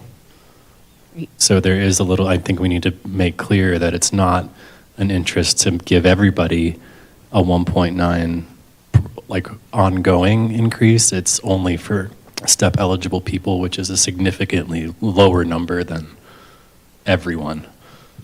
Right, which I did note on this slide, I wrote eligible, and I think Jen just didn't copy it over onto the, whatever this is called, table. But it does on the previous slide say eligible JESPA employees. We do acknowledge that that is true and accurate.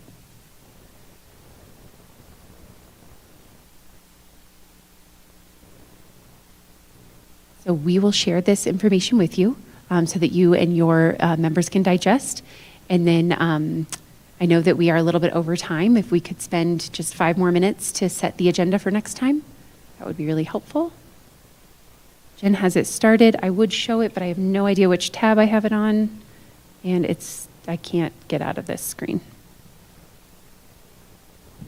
Please know that we intended to bring 2 back, but we knew that we weren't going to get enough time, and so we just need to review those so that we are happy to start with that next week.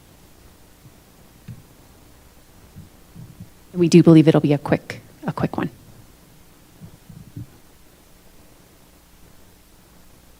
Are you sharing? I'm not sharing.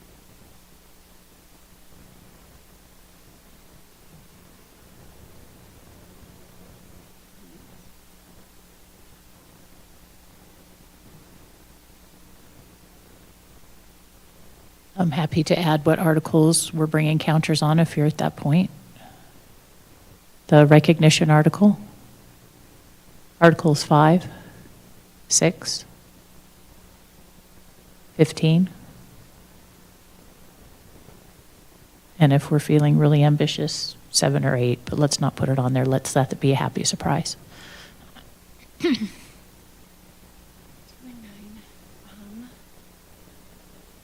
Do we need to address the compensation proposal that you just brought? That's up to you. If you need 1 week, if you need 2 weeks, I think Maybe we we'll have a do that session. on the 17th. Yeah, up to you and JCEA, how you'd like to handle that conversation. I think we also have a session on the 15th. Yeah. My mistake. No, that's okay. 15th. Tax day. So our intent would be to bring Articles 2 and 9 at a minimum. However, I do believe that with the proposals you presented today, 12, 13, 14, 4, 12, 13, and 14, we will likely be able to bring probably 2 of those back. I just don't know which 2. And so we will get back to you between now and Friday, today's Tuesday, around whether it'll be 4, 12, 13, or 14, or a combination of those 4. Any? Oh, and 14 we re-TA'd. Yes, sorry. Yay. Forget 14 on that Yay. list. So the other 3 we will work on. And then our joint communication for today states that Tuesday, April 1st, the district and JESPA bargaining teams met from 8 a.m. to 4 p.m. After introductions, JEFCO shared counter proposals for Article 14, a proposal of Article 5, counter proposal of Articles 15, and the new JESPA Safety 2X article, as well as the new, wait a minute. That was today? The new JESPA bargaining unit recognition? Sorry, I've lost my mind. I thought that was last week. And JESPA counter-proposed, It was a counter. okay. New JESPA bargaining unit. It was District Delta. For some So reason, that that's was why. last week in my brain. Yeah. JESPA counter-proposed Articles 2 and 12 after a short caucus. JEFCO shared a counter-proposal of Articles 2, 6, and 8. After caucus, JESPA shared counter-proposals to Articles 14, 3, 9, and 4. And then after another short caucus, JEFCO shared the JESPA compensation proposal. We set the agenda for April 8th, which is currently scheduled from 4 p.m. to 9 p.m. In the Ed Center boardroom. In the identified articles, Jen is typing out there. Are there any changes you would make?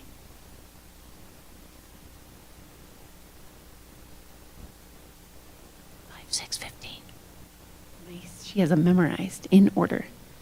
All right. I apologize for going over by 13 minutes. That was not my intent. I know I talk a lot sometimes.